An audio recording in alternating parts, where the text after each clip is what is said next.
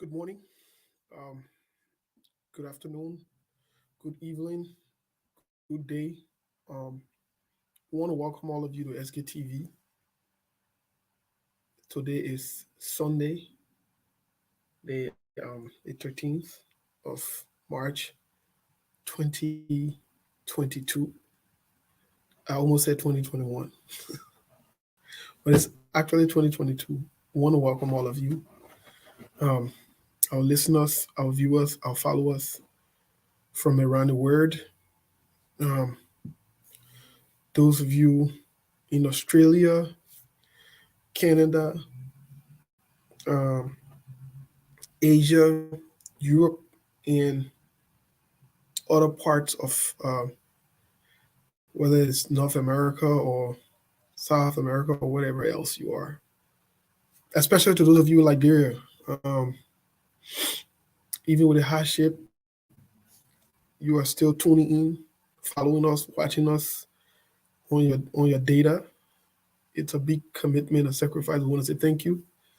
We want to welcome all of you to SKTV today. Today is the start of a new week. We are set and ready to go for another edition. Um, Yesterday we started to have the conversation.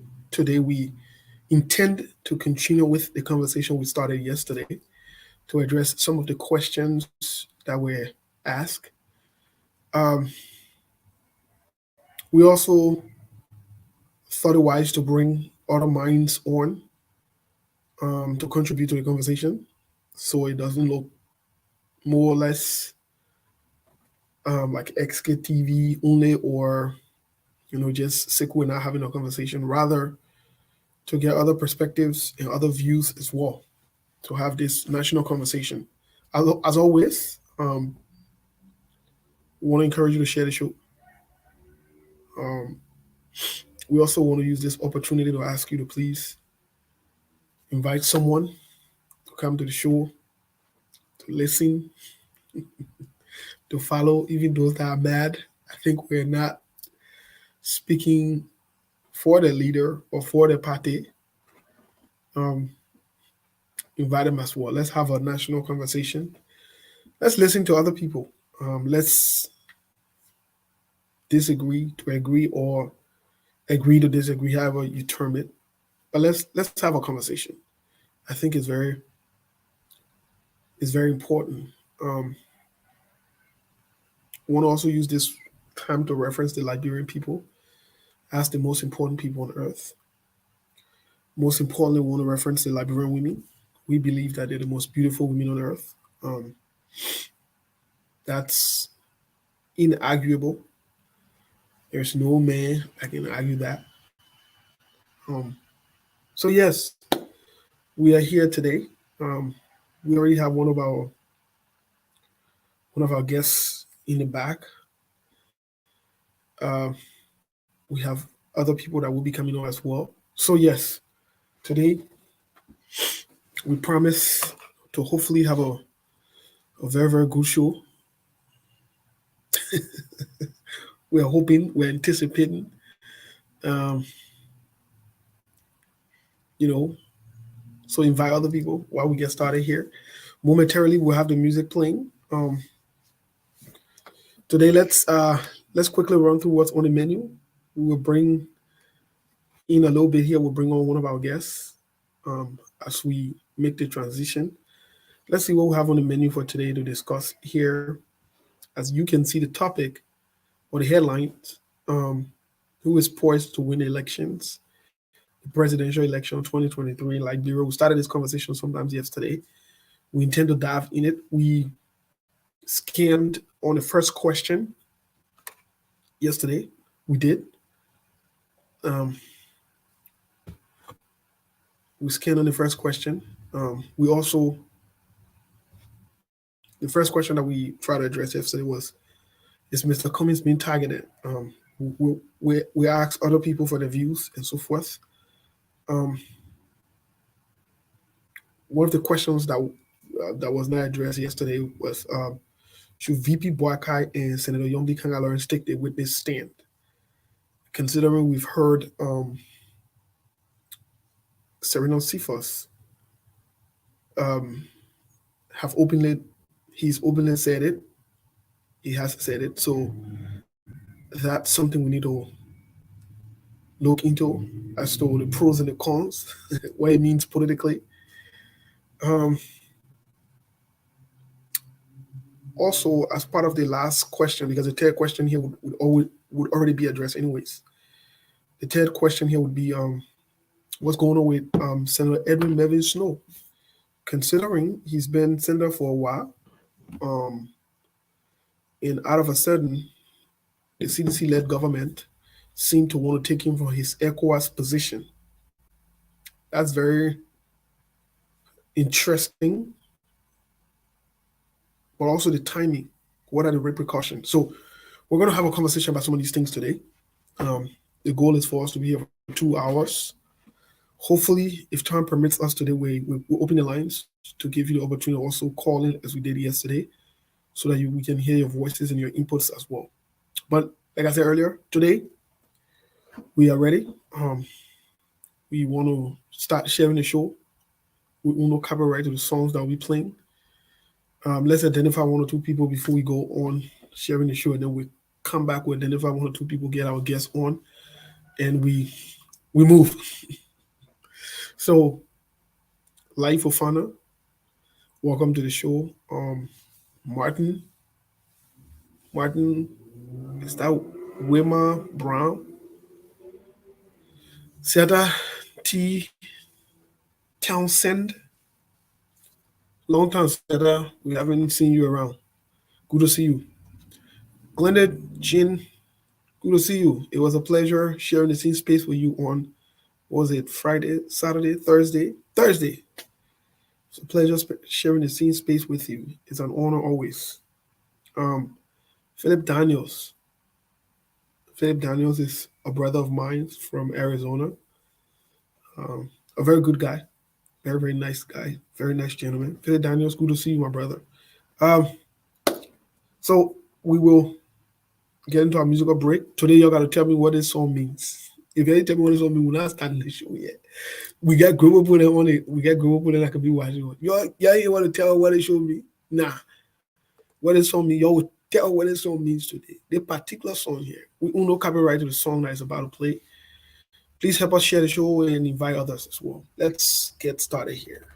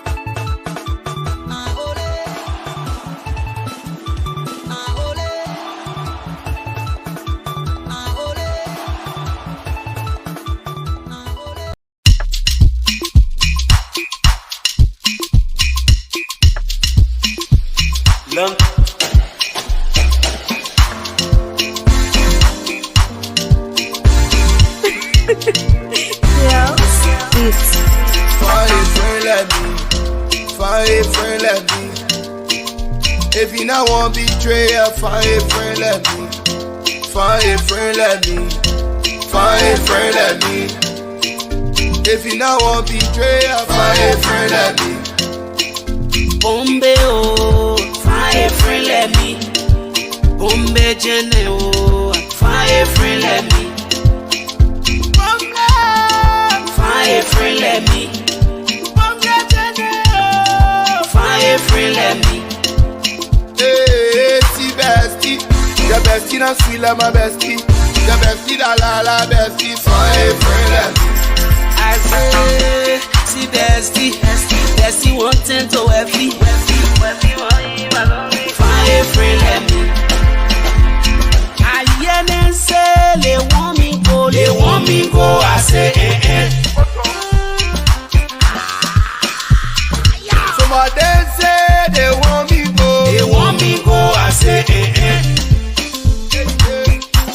Some friends yelling la oh ah oh ah oh. Some friends yelling la oh ah oh ah oh. Some friends yelling la oh ah oh ah oh. Friends yelling la oh ah oh ah oh.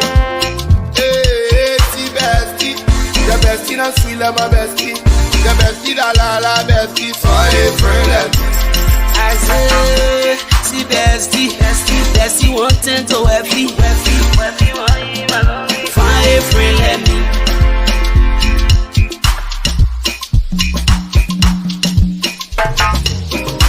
Okoro, okoro, okoro, okoro, okoro, okoro, okoro, okoro. They won't step on my blessing, but God get it breaking, yeah. Okoro, they won't call it my blessing, but God get it breaking, yeah. Okoro. Friendship, see friendship. Can't see Papa T friendship. And I want no back for friendship. And I want that wedding friendship. Wangolo, wangolo, wangolo, wangolo. Wango for bestie, wango for daddy, wangolo. I hear them say they want me go. I say I hear them say they want me go. I say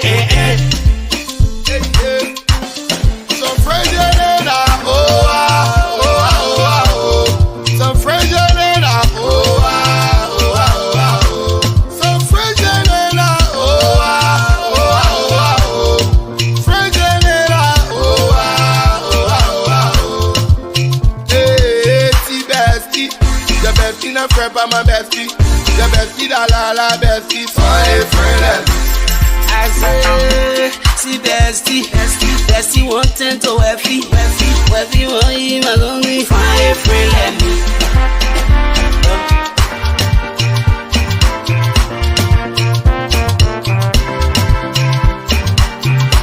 DJ Young T. You got money left, Johnny. You funny. Beats.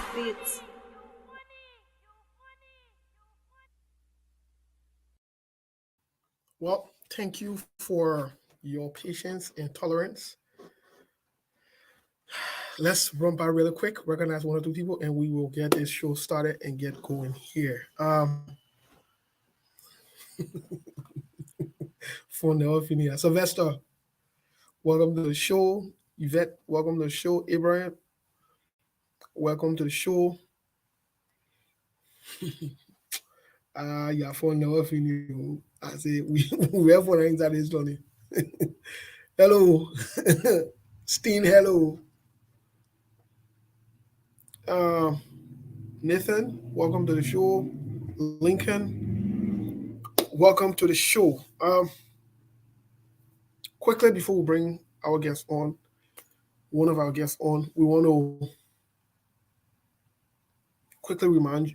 quickly apologize to you or correct something.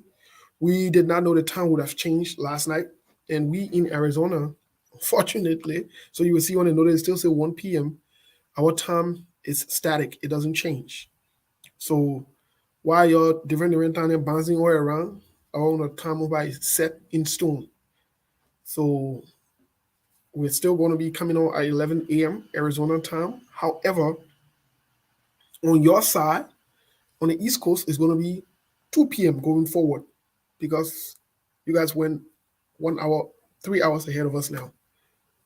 Midwest is going to be 1, is it 1, 12? Yes, it's going to be 1 p.m. So 1 hour is added on your time, each of you. You can enjoy that, have fun with it.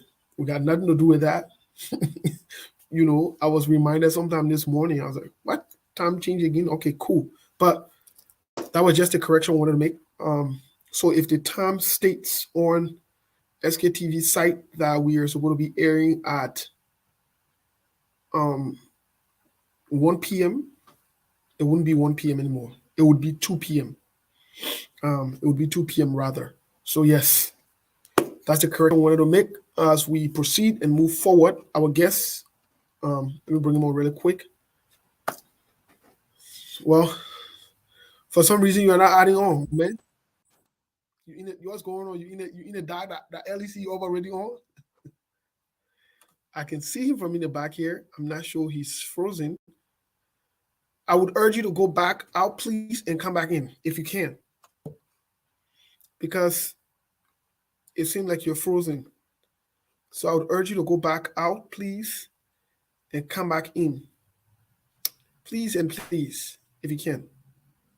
Because you are not hiding. I'm not sure what's going on with your internet, but you are not hiding on.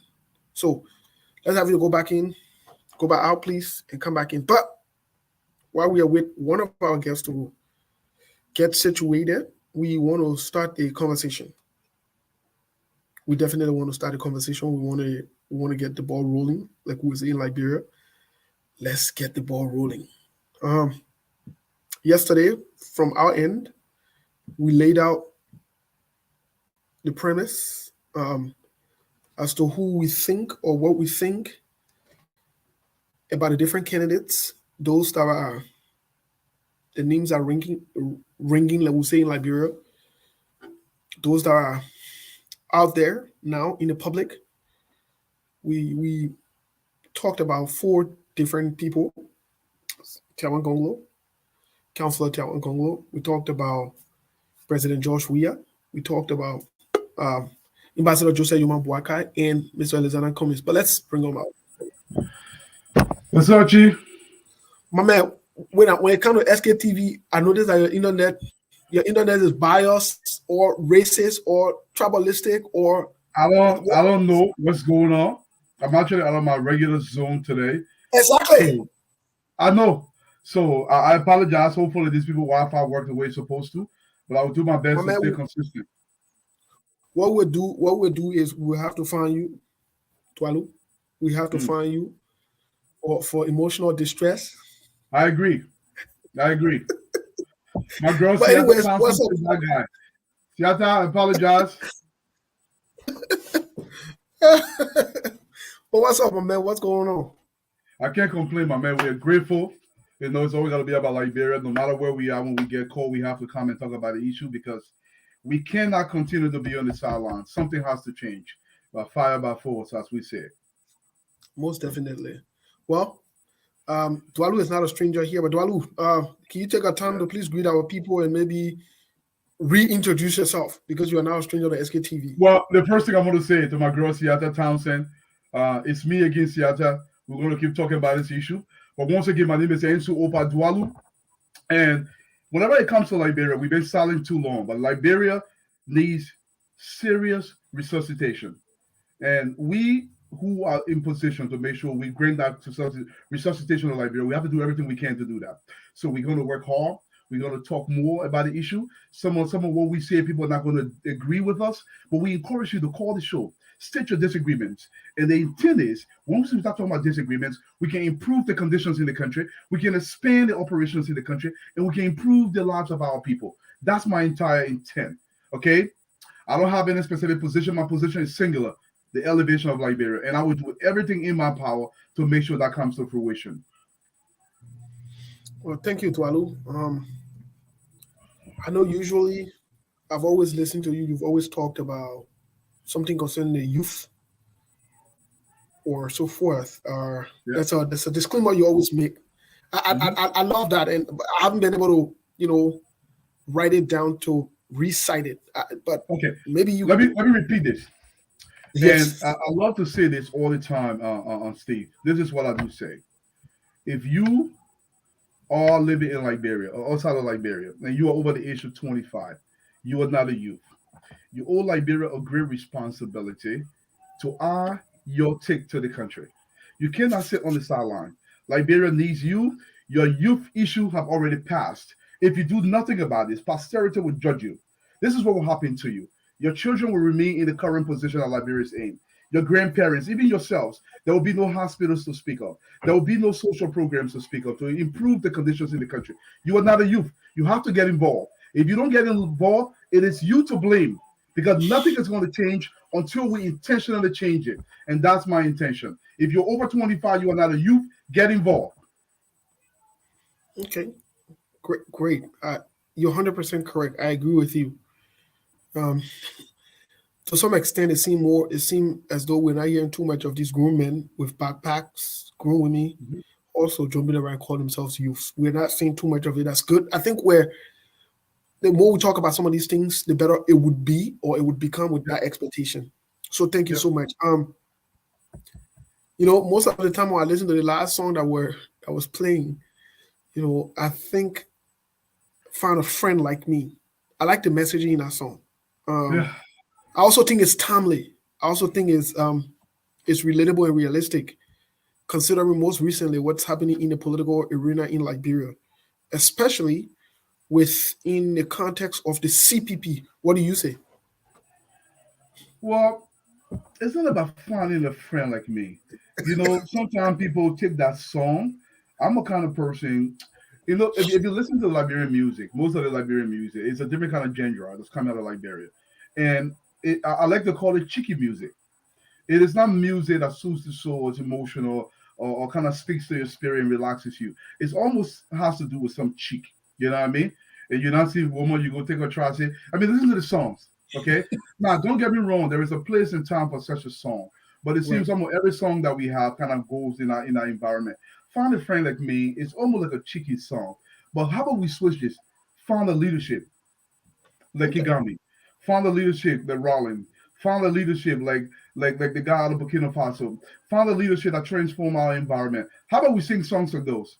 Instead of talking Hmm. about Jamaica result and having the president focusing on songs instead of the leadership of the country. When people talk, they think it's a personal attack against the president. I have no qualms against President Weah. My issue is with President Weah's leadership of my country. That's the difference. The people cannot seem to make the distinction between the two. All right. Thank you, Dualo. But just on the record, my favorite musician of all time, Celine Dion. Mm, Um, I love Celine Dion. Her songs are very soothing. They are, like you said, they're relaxing. Um, thank you. they speak, we who for the 50s, that what kind of music, the mellow music, I agree. the chill, I agree. the more relaxing with lots of messaging, you Thank know, you. lots of messaging in her songs. Yeah. One of the other person I always used to listen to in the United States as well, Whitney Houston. I think I she love made you some too, very music. beautiful Yep. music as well. Yep. In Asia, I would pick Westlife. They got a couple of guys in Asia that call them Westlife. Very Hmm. good. The songs are very, you know. I'm not a rap guy, so I'm not really into the rap thing. Once in a while, yeah, but like you said, song that take or tries it or whatever, and do the other one, do the other one. But it's something like a police situation you get handled. But let's You fast feel forward more international highly now. conversation. Okay. Yes, sir. Look at see how that thumbs ready my how we go on. Yeah, how we go on. All right. No problem. We there. But yes, let's get into national conversation here. Tualu, Yeah. based on public knowledge, um, based on maybe what you know privately, based on information you have access to from a private standpoint or public standpoint, of these three gentlemen or three leaders, President George Weah, Hmm. um, Vice President Joseph Yuma Boakai, Mm-hmm. Tiawan Gonglo, Councillor Tiawan Gonglo, and Mr. Alexander Cummins. I wouldn't add Dr. Kase, and the reason I wouldn't add Dr. Kase is because, as funny as it might sound, Dr. Kase has not found the opportunity to be focused. 1 minute he pleading for a helicopter to land, another minute he bouncing around. So for me, he's not focused.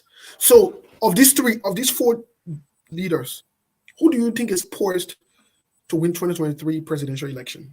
You see, Steve, you're going to start a show and pull me in something that I really cannot handle. Because okay, we'll move forward. We'll move. No, it's a valid question. And whenever I'm doing my analysis, I love to give you supporting evidence that speaks to what I'm talking about. And this is what I encourage our people to see, not see the person that they're attached to. And I hope people can open their mind before I do this. I'm really praying this freaking, I don't know what's going on with this internet thing, but I want to say this. I will speak to an individual. I will start from Dr. Cassell. I believe, and I'm going to say this unequivocally, Dr. Cassell has absolutely no chance to become president of Liberia come 2023. So I would just remove him because I don't want to spend time on him because it's a waste of time. The only traction that Dr. Cassell can have in Liberia right now, he has to attach himself to somebody who's possibly going to win. If he doesn't do that, he's not going to win. Now, not this time around. Maybe if he stays in the race longer and next time around, he might have some traction. But right now, he has not stayed in the country too long. I'm going to go to Honorable Gunglo. This is how I like to position my undertaking. Honorable Gunglo has tremendous leadership style that will literally transform the country. Okay, this is my reckoning. He understands Liberia. He understands the intricacies of the country. He understands everything that Liberia desperately needs. There is no argument to the contrary. But he cannot win. He cannot win the presidency. Okay, the only opportunity he has, like Dr. Cassell, he will have to align himself with somebody. Gunglo has the proper pedigree to lead Liberia and transform the country. But he's not going to win because Liberian people do not vote during election year. Liberian people vote years before elections happen. People don't want to understand it, but it's factual. People vote way in a year. The next person I'm going to go to is Honorable Cummins. Let me tell you something. In last election, I believe Honorable Cummins had a little over 112,000 people in the entire vote. If you look at Liberia history, there has been nobody in the history of Liberia where we've had an election. They came in 4th, 5th place and they jumped more than 2 spaces to win an election. Now, I am not suggesting here that this is not possible, but it's highly unlikely. Okay, Mr. Cummins individually cannot win an election in Liberia right now as it stands. When I supported Mr. Cummins' idea in the beginning, one of the things that I pushed for in Liberia was this. Mr. Cummins was a newcomer to the fold. And when you come to an environment where you already have people in a fold, it is okay to go along with somebody who the people think they trust. Remember now, Liberian voters do not vote on issues. They vote on tribal lines. They vote on political parties. They vote on likability. And the likability doesn't necessarily mean the person is going to deliver what they're asking for. So Mr. Cummins cannot win an election if he goes by himself this time around. It doesn't matter how much money he spends. Now, I'm going to go to President George Weah. President George Weah, the probability for him to win an election in Liberia again, by my reckoning, is next to 0. Here's the reason why. Over the last 4 years so far, President Weah has not translated any form of leadership that any Liberians can relate to. The reason for that is this. President Weah came to power not wanting to become president. President Weah is in a position because people put him there, not himself. He did not want to become president. In fact, if it's left with President Weah today, if you brought a seasoned journalist that sat across the table with President Weah, no interference, President Weah would tell our journalists, I don't want to be president. I'm being forced here to do this. President Weah, only option right now would be, after he lost the election come 2023, to stay in power. Now, that leaves you with Honorable Boakai. Honorable Boakai is going to win this election by default. This is the reason why I'm going to say that. If you forget about all these polls you talk about in Liberia, there is a tendency amongst the Liberian population that believe Honorable Boakai's time is now. He's waited too long. I don't give that any validity. He's waited too long, and he has to get this position because he's the elder statesman. Our tradition calls for this respecting for older people, and they believe Honorable Boakai can deliver to them, even though Honorable Boakai's history may speak to the contrary. Now, I'm giving an analysis based on what I believe the numbers are. Now, you can come with your own thing, and I want people to call into the show and counter what I'm trying to say. Honorable Boakai is going to win these elections based on 3 factors. 1, He's been around for a very long time. People believe he's entitled to this. Okay? No other reason. Number one. Number two, the people have decided 2-3 years ago that he's going to become president. Go across the country. Listen to what people are saying. Number four, Honorable Bwaka have to just fight hard and get one person to become his vice presidential candidate who has some clout in the country. If he can do that, there's a possibility he might even win in the first round. Because it's highly unlikely President Weah will win more than 30% of the vote coming in the first round 2023. I'm going to pass that over to you. Thank you, Dwalu. That was the voice of Ansu Dwalu. He states that he believes that Honorable Boakai, Vice President Joseph Yuma Boakai, I'd call him that because of his recent position, his most recent position. I refer to that. I wouldn't call him honorable or any other thing. I refer him to the most recent position. That Vice President Joseph Yuma Boakai is better off seated or poised to win the elections because of several factors he's stated, which is his view, his point. Like he said, feel free to call him. And one thing about SKTV, we can agree to disagree. People's opinions and views are highly respected on here.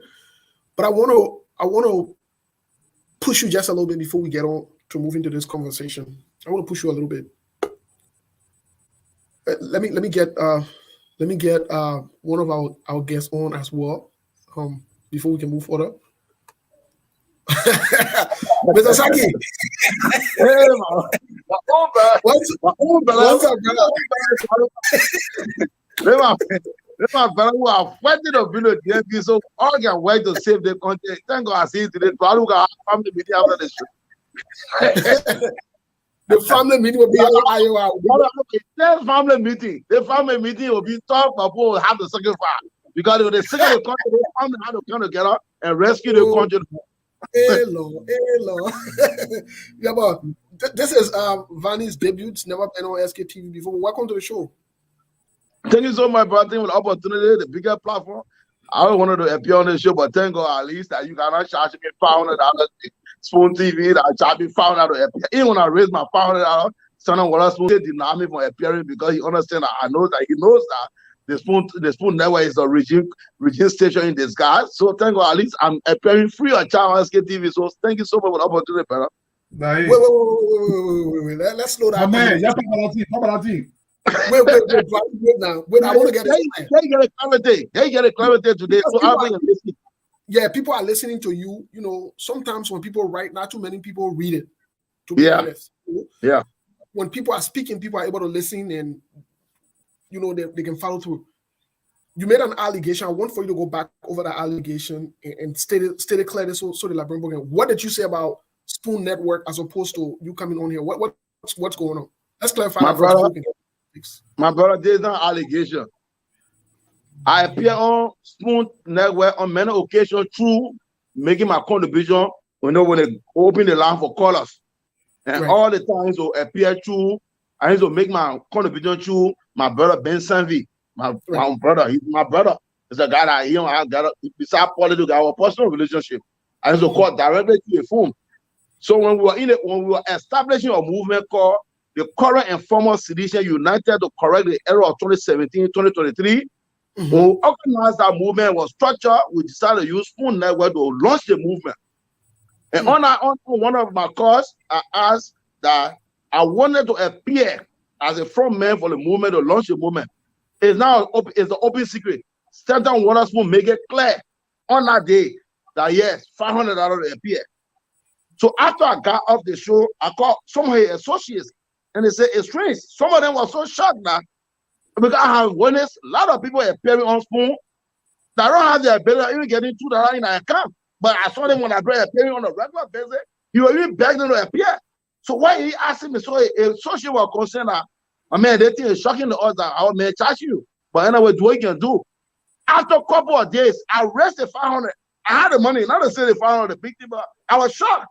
So when I got the 500, I reached out to them, so I got the 500. Then they said, my man, our man said, he ain't taking you. Oh, well, you charge me 500 to appear. Then I said, I got the 500. Send me your account, deposit the 500. They said, yeah, man, I want you. And so, what else we did not know that I was in. Look, sometimes I laugh, my brother. You know what I laugh, Dwadu and my brother, Moses? The issue is that I stayed 15 years with the CDC. After we won the election in 2018, we had a plan. So most of the things I see some talk show doing are lie because these are things we are already put together in 2019 that we'll have to do if we find out that things slipping on our hands. We have to create political humanitarians. We have to take all the media. We have to have people to buy the media so that the media, the people in the country will hear only positive things about the government. Then we'll have to get money to individual citizens in the country who will be doing a lot of good things in the country so that these people, when they stand up in 2023 to endorse President Weah, it's a high possibility that are beneficiaries. So who benefiting from our political humanitarian services will say, but then, if Eduardo they want to pay my children's school fee, pay my rent, and he asking me to vote for President Weah, what should I let Eduardo do? No, it's a whole mind game. He who feeds the best controls the mind. So when I see a lot of these guys doing the things, I laugh because these are things that we put together. So when I see Standard Waterspoon pretending on acting that he's running the show, he's running a platform, I know where the source of income coming from. I know that Spoon is a regime state. It's not allegation. I'm telling you because I know it. So Mr. Saki, this is interesting and important as well. It's let me go back to something that you just said. So this is all staged. That's what you're saying. It's stage managed. This thing was planned. We understood that there will be a time maybe we had a plan B. If a person we have failed to attract the will of the Liberian people to lay out the expectation, we got to do two things. One, we got to take all the media. Waterspoon, I know people say he's rich, but my man, we all live in America. We also live in America, lead that topic. Yeah, lead that topic about being rich. So you, Moses, I live in Liberia. I got families and friends who own and rent radio station. In the whole world that we live, radio station make money for advertisement. That's the biggest source of income, Eduardo. Yeah. Now as you read the news, you don't make money. You go Facebook Live, you don't make money. You make money for advertisement. Show me how many companies and businesses in Liberia that advertise their businesses. No, don't be carried away. Spoon is a government-owned radio station that funded. Standard Waterspoon is a political humanitarian that receives funding from the government. We organize all these plans. Standard can be engaged me one-to-one. I ask him to show me source of income or sending money to Liberia. It's all about scam. That's why he only thing he did was to restrain me from commenting because he knows I know. He can't play me. I spent 15 years with the CDC. I spent 3 years supporting the government before I decided, look, this is not what I oppose the United Party government for our workers. Nobody in the CDC can engage me. One of the small children be making that because you know what? I did not even, I was not a fat by now. I served as deputy chairman for administration of CDC USA. When you dance today for me, most of the things they go sit down. Because all that dancing you're doing, that job making you to dance, I know because all the dancing you're doing, we don't want to pull the thing together. We knew that we'll create political humanitarian. So many people throughout the country should be doing good. With the people in dark, look, it's not 100% casting true. But Eduardo is supporting my family. Brother, I don't know how Eduardo asked me to support a candidate and I lay down when he the one feeding my family, sending my children to school, paying my rent. It got an impact on the way I would think because he feeding me and supporting me. So don't be carried away. I know you guys don't understand, but look, starting Waterspoon bought all the radio not because he got money. This thing was because the media we agreed that at certain point between 2021 to 2022, the media should be controlled. That the media only listen to Starting Waterspoon sometimes. You do not see him shifting blame either on the legislative branch, but keeping the executive up, attacking people in government. When we plan those things, the reason was simple. You got to create balance in the media so that it will not look like the Spoon Network is strictly regime of collaboration. But you make it in a way where starting with one upon a time go after certain people. These people are people that Magay, Samatwet, they do not want in the government. Then, for example, who is the big talking point of Standard Waterspoon? Samara will call it. Because they don't want him. So anybody that Samatwet and Magay don't want in the government, they will send information about the person to Waterspoon. Then Waterspoon will start to attack. Go back secondly. Recently, the Buchanan fire incident.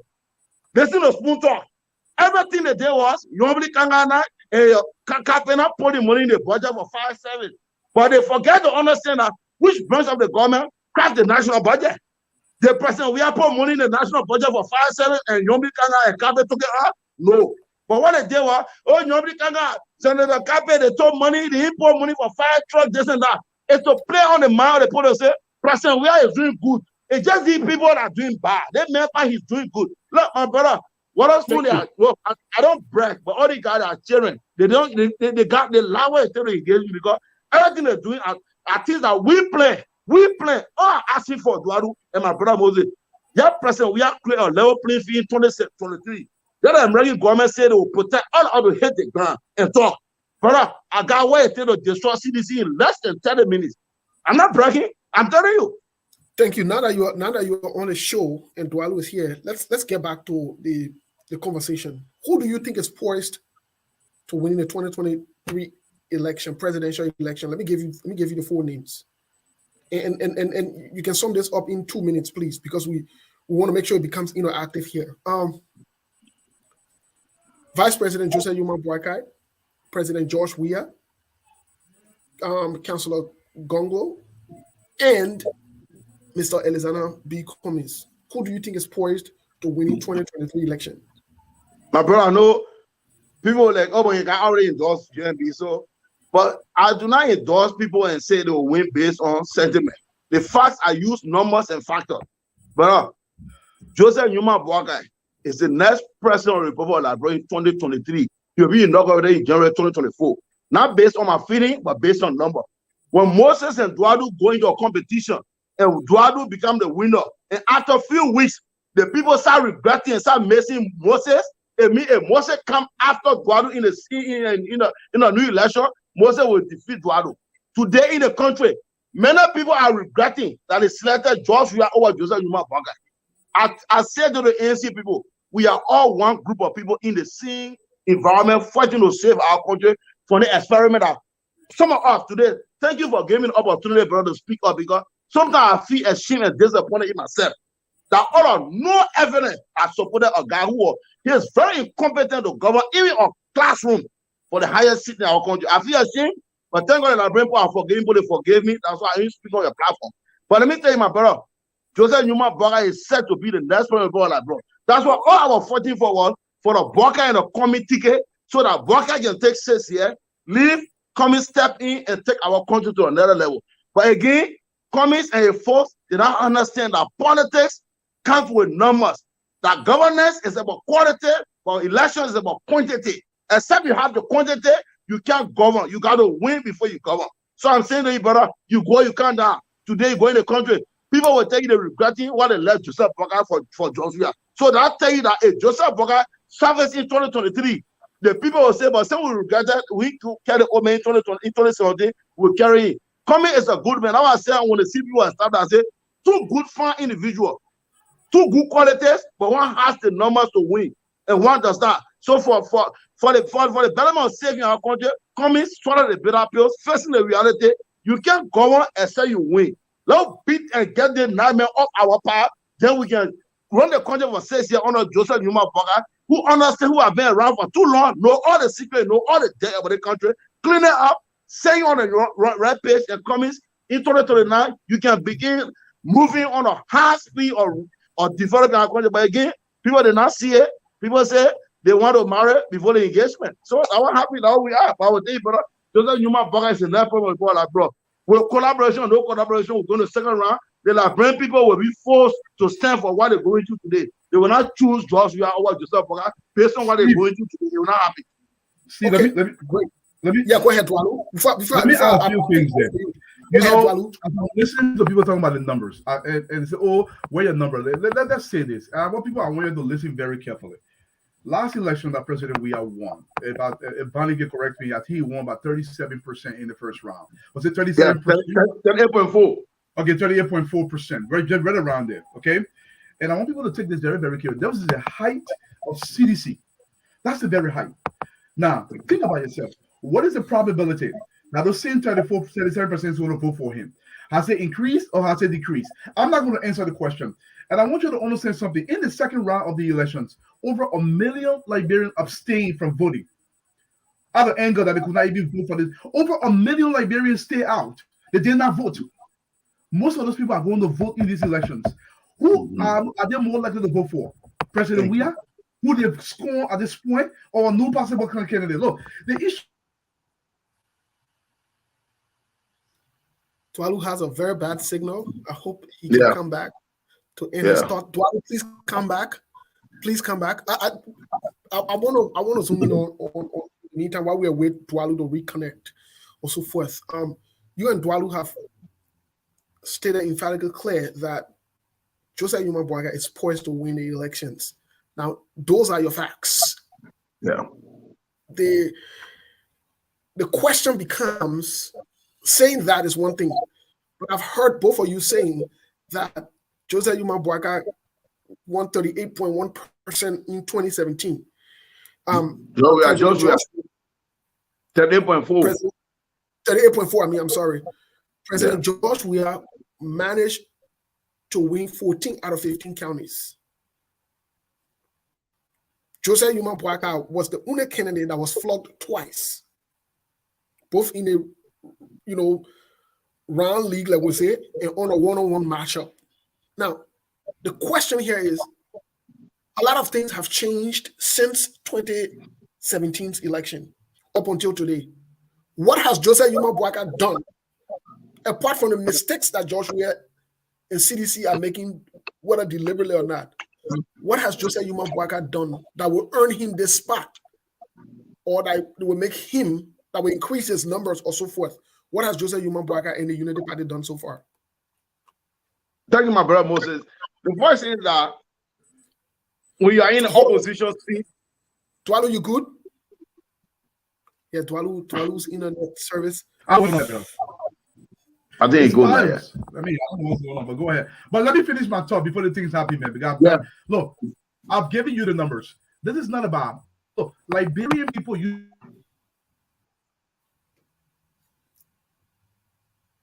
2, 3.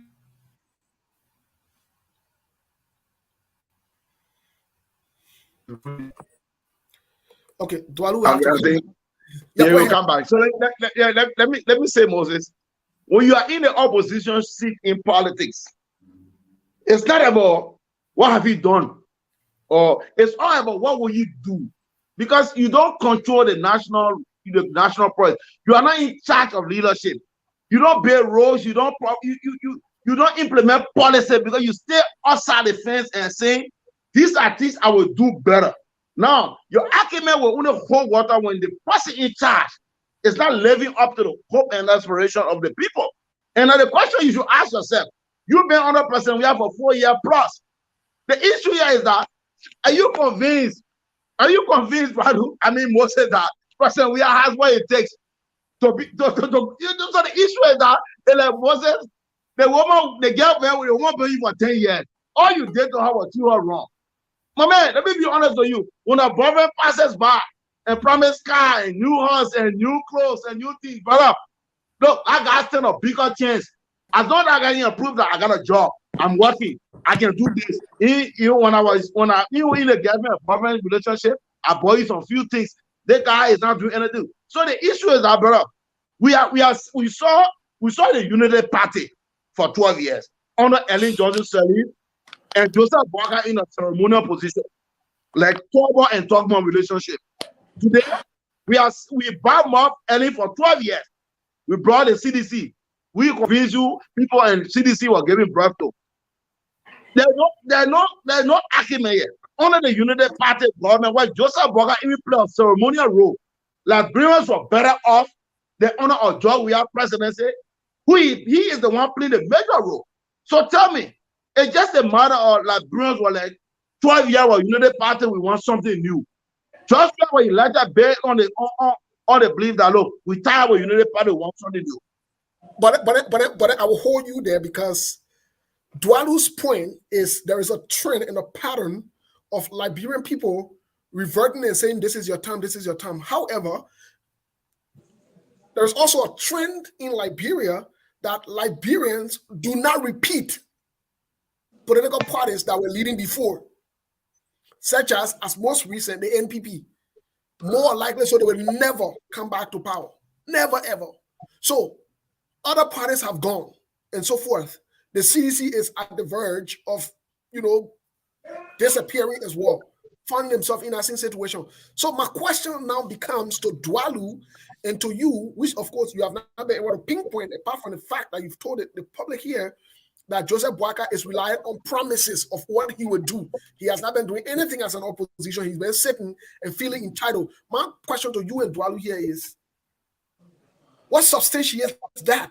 Because the numbers in 2017 have changed. People have died. New voters have come. Joseph Boakai have not been able to do anything to attract these new voters, apart from sitting and feeling entitled. What substantiates this point that he's poised to be the next president, Dwalu? Because this Okay, confusing. Look, can you hear me? Can you hear me? Yeah. We can Clear. hear you. Okay. Look, listen to me, Steve. I don't care about 2017's numbers. Whenever the election goes by, the numbers will change.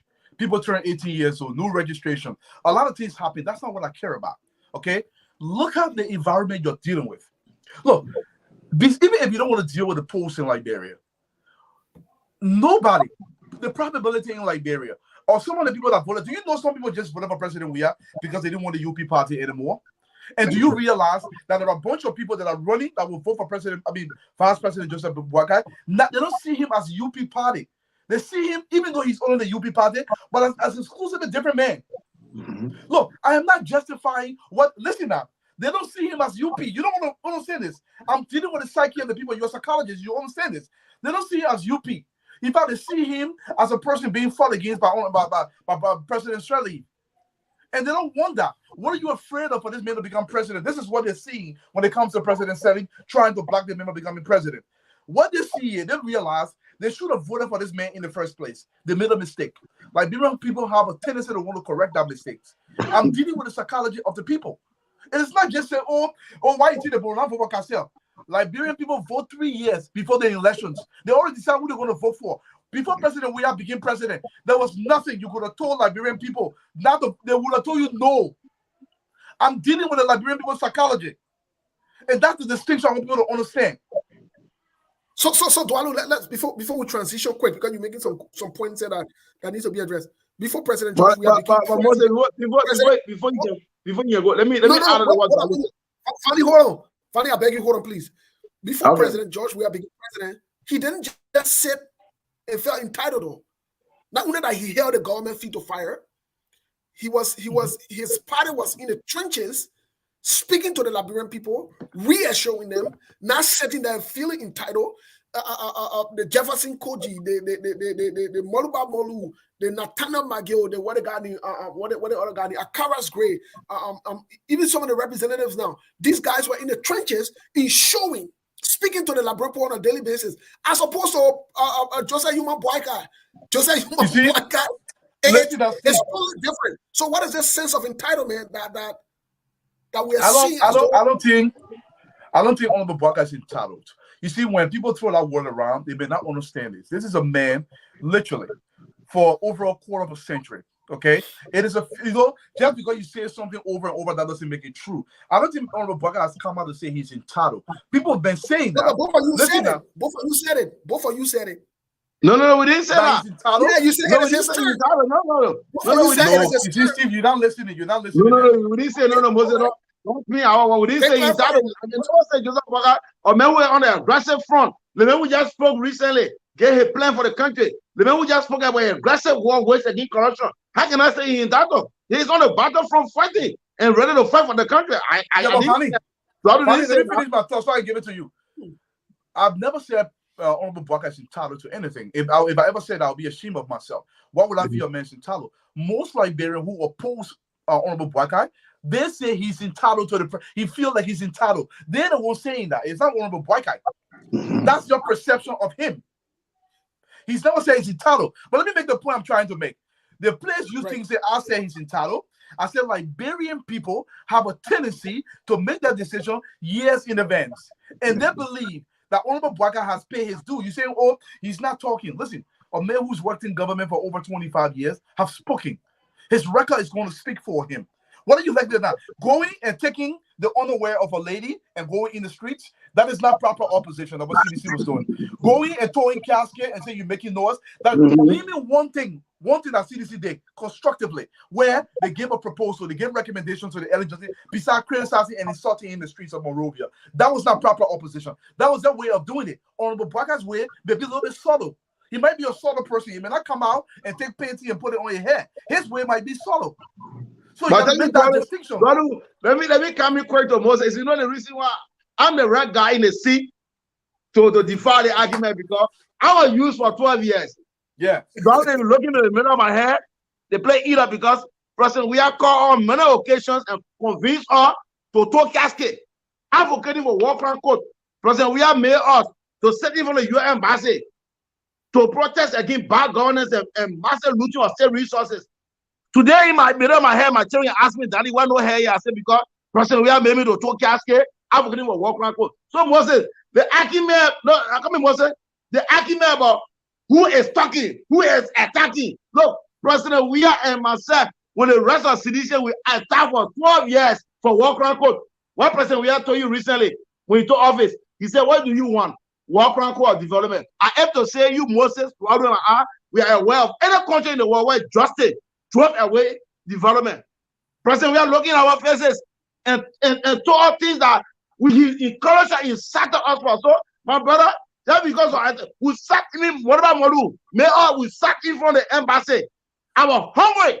I can't eat. I want to eat. My mama say, die for hunger, die for your country against bad governance, against corruption. Today, oh God, the city government, the CDC government, even worse, corruption now has become an acceptable way of living where people can tell you, say, yeah, it's better. To the extent where lawmakers can tell you, say, they say we corrupt, we get good news for them. We'll corrupt and bring development to our people. So, my brother, it's not a door that bites too loud, it's the real door.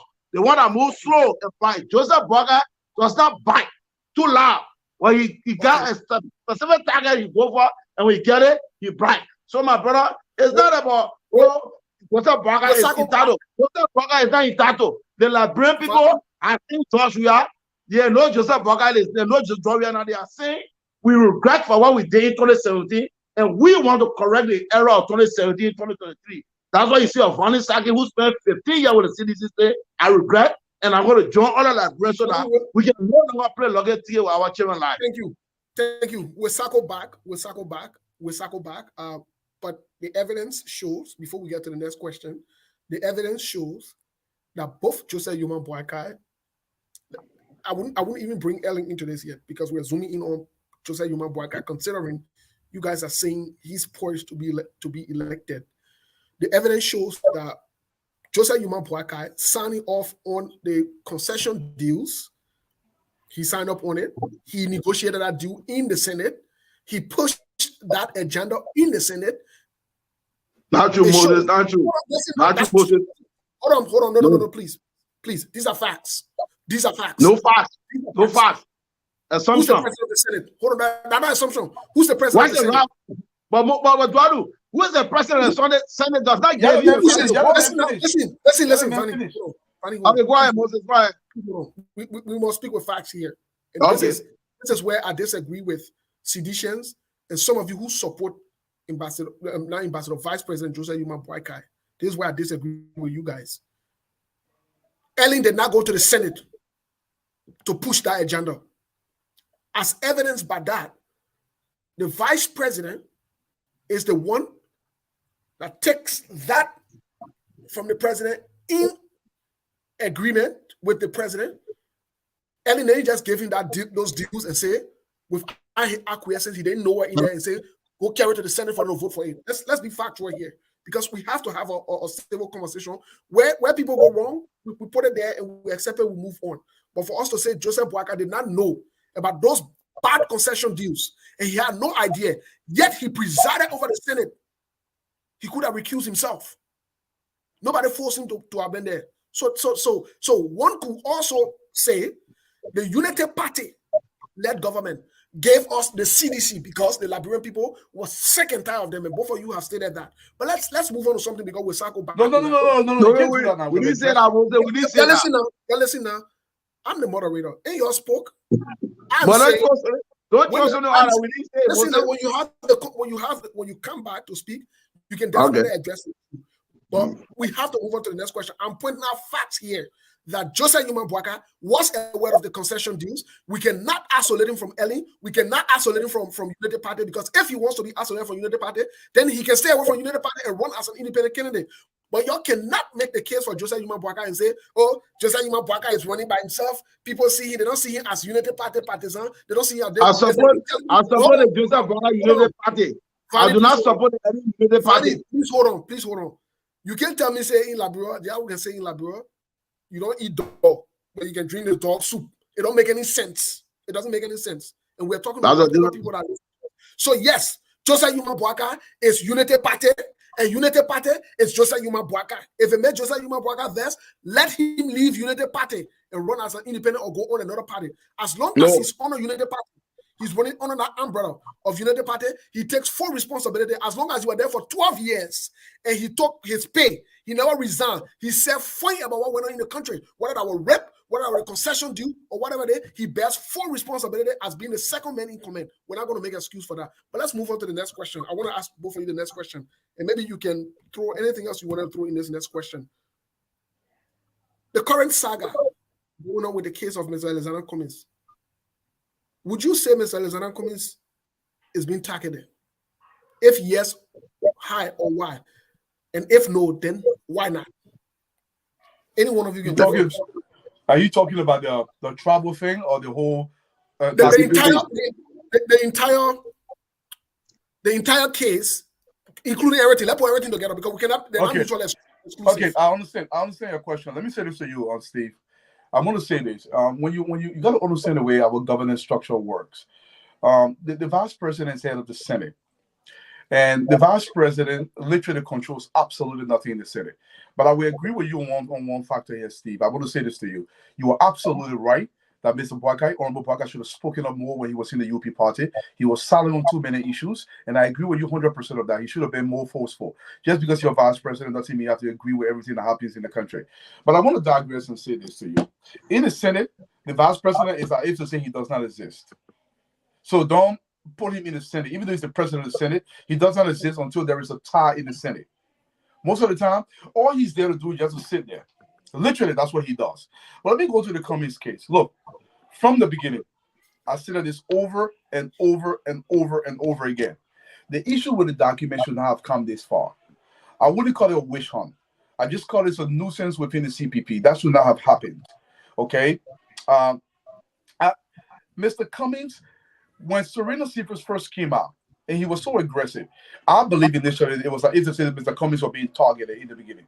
That was unnecessary. He's a state lawyer. He should have remained neutral in the entire process. He was not neutral to begin with. Okay. However, there are evidence to show that there were alterations done to that document. Okay. Whether Mr. Cummings sanctioned those alterations is yet to be determined by the court. I don't believe personally he did. However, he was the head of the CPP at the time. When you are the head of something, you take full responsibility of whatever happens to that something. Mr. Cummings should have gathered that document even more closely. Now, when Mr. Uri came out and said, listen, my signature was actually placed on this, it becomes an issue. Steve, can you still hear me? Yes, we can hear you. Yeah, you're loud.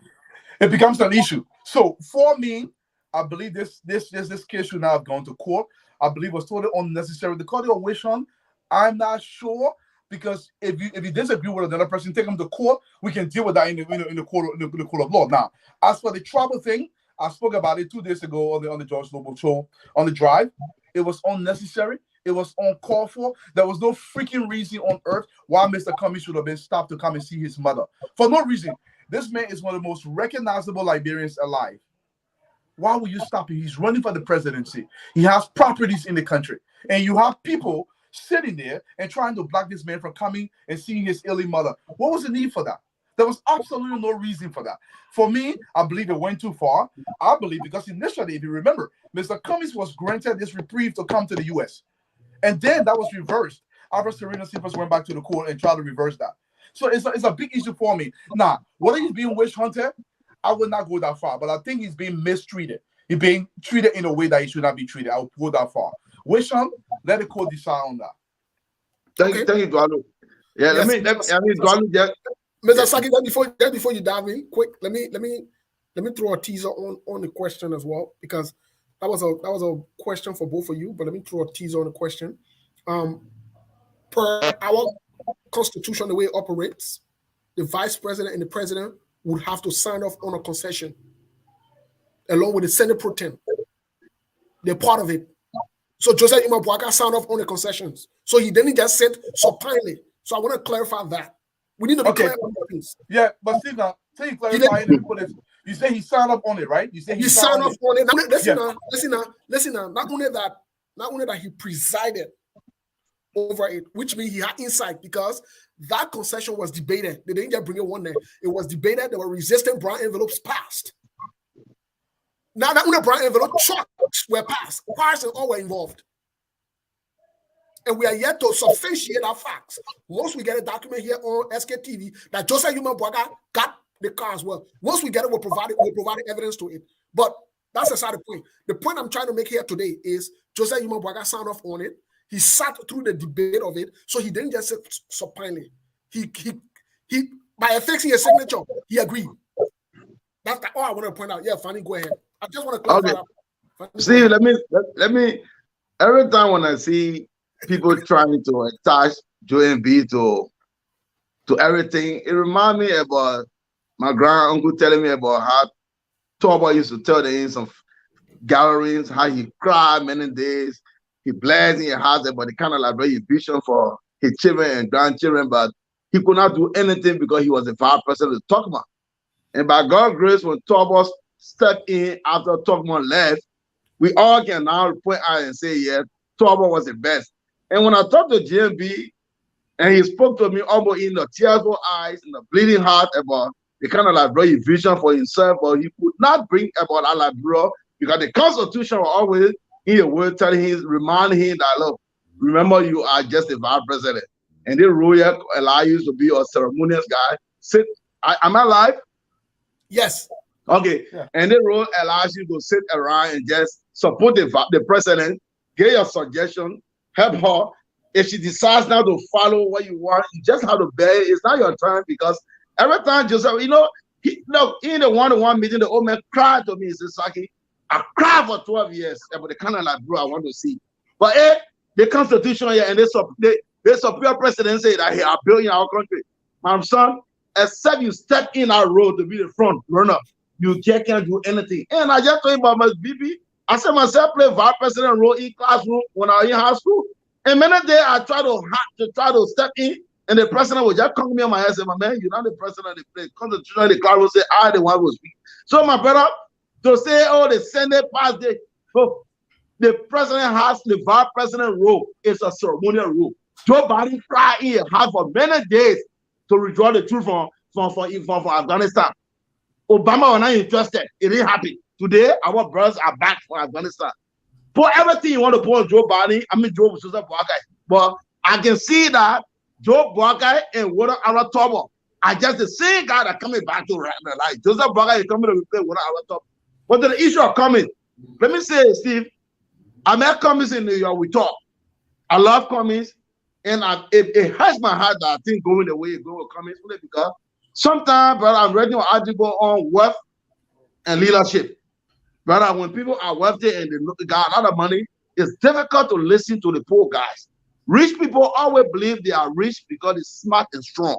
And we poor people, we poor because we're stupid and lazy. So no matter what a poor guy does to help the rich man in terms of idea, it can't work. Think about Donald Trump and American leadership. Donald Trump always want everything. You say my military, my general, my this. Because the rich guy always believe that the poor guy got nothing to offer. I'm not Cummings. I show Cummings a clear path to the presidency. But brother, it's hard today because I just like, what can I do? But in all, I'm still willing to help Cummings understands that when you come from the corporate world, you join the public world, there are things you got to understand.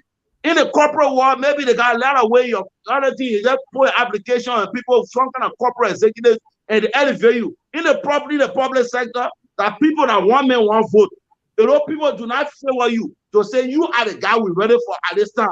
Brother, forget about everything and understand that reality will have to kick in. On the commies and the rest of the ANC folks can decide that, look, election is about numbers and governance is about quality And the good thing is that Cummings and Barker, I said it repeatedly, if Cummings go to the election and go second round with Joe Weah, I will be on Cummings' shoulder running around the country because Cummings and Barker will provide an excellent leadership than the thing we got today, Labro. What we brought Labro in was complete trial and error. And today, somehow should be a team that we brought Joe Weah to power. But again, this is Joseph Barker time. Come here and separate, now work together so that we can save the country from the bad dreams that our people are experiencing. So that in 2029, we can easily take you to the second match. But again, the level coming. We'll go back to you. Mr. Saki. But before Sekou comes in, I want to clarify something. I stated earlier on.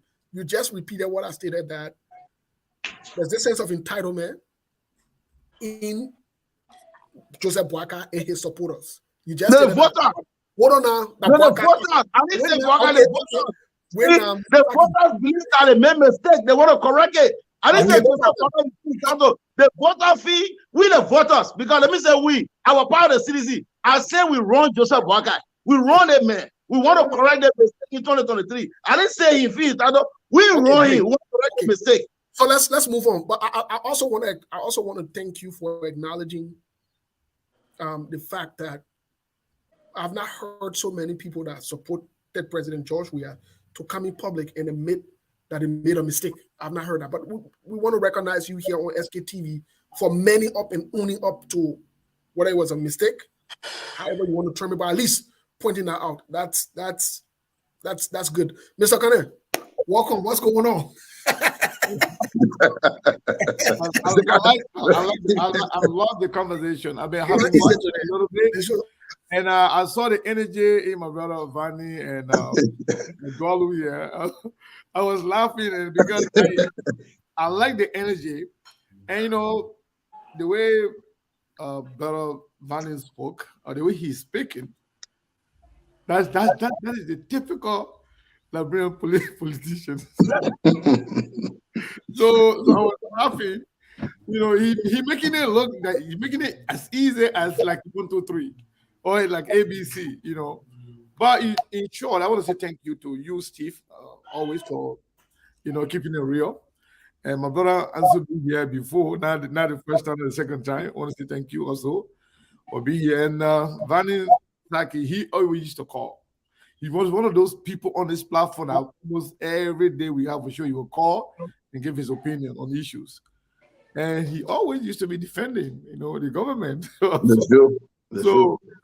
So today, listening to Vanny and Dwalu on SKTV, I appreciate you guys, coming on to give your perspective on the issues. You can disagree. Maybe we can see things from different, perspectives. But at the end of the day, we all love Liberia. I know that for the fact. Maybe we'll have different understanding. Like today, Steve asked questions, and you guys, the way you answer the question, for me personally, I was laughing because I want to go to this point of JNB when I listen to Vanny Saki saying that JNB was just a vice president and it was just a ceremonial position. JNB, served for 12 years under Ellen. Ellen was the one on the wheel, on the steering wheel. Granted. And at the same time, Mr. Dwalu said, GNB does not have to talk. He doesn't have to talk. He doesn't have to say anything. Because if you you're going to vote for him, you're going to vote for him based on his record. Because the man has served already for 12 years. So whatever, if you're going to vote for the man, you're going to vote for the man based on his record. So if I weigh those two arguments, that's why I laugh. All right, let's go by what Mr. Dwalu recommend. If JNB is going to be voted for or elected based on his record, but at the same time, Vanny is arguing that this position was a ceremonial record. Position. If there are anything that we can pinpoint as achievement of Mr. Boakai, some tangibles that benefit Liberian people, in his position as vice president that we can look at and say, yes, indeed, this man is capable of being a president. Then his record will speak for himself. The record can elect him. But if you cannot hold him back the time he spent as vice president, and if he did nothing because the position was ceremonious, if the man did nothing, so what are we going to look as a record to vote for him or to somehow to say, well, this man, he was vice president, but he has shown certain level of leadership that can convince me, Sekou, or all of them to say, you know what, Joseph Boakai, he was just vice president, but here are the things that I believe that qualifies him to be president. Or these are the cases that I can make for him on his behalf. Now, Joseph Boakai, because of X, Y, and Z, he should be elected as president. So I will ask Barney first, because I don't want to give a statement because I want you to answer to a certain question. Then I can give my opinion. I'll give my opinion on it. So, Mr. Saki, it will go by the argument that Joseph Boakai, that you said Joseph Boakai time, and Joseph Boakai served on a ceremonial position. Why should I be? Convince me. Why should I vote for Joseph Boakai, who soon served Liberia for 12 years on a ceremonial position and did nothing tangible that benefit the Liberian people? But so based on what? Based on what that you think Asik could say, you know what? Let's vote for JNB. He's the right person. Give me 3 reasons. Thank you, Sekou. Again, thank you so much. Again, I think you came in last, but let me just thank you, Sekou, for giving me the opportunity. You know, at the time, I was one of the stronger supporter 12 years with the CDC's deputy chairman for the ministry. I called on the show many times, propagating the information of the CDC. I'm happy today to be on your show. Thank God that you didn't charge me $500. The Sterling Wallace who charged me $500 and denied me for appearing. I appear free of charge today. Thank you so much, Sekou. I want to get a salute to you. And I think your show is balanced because I don't think your station is part of the government radio station. So I want to say thank you so much.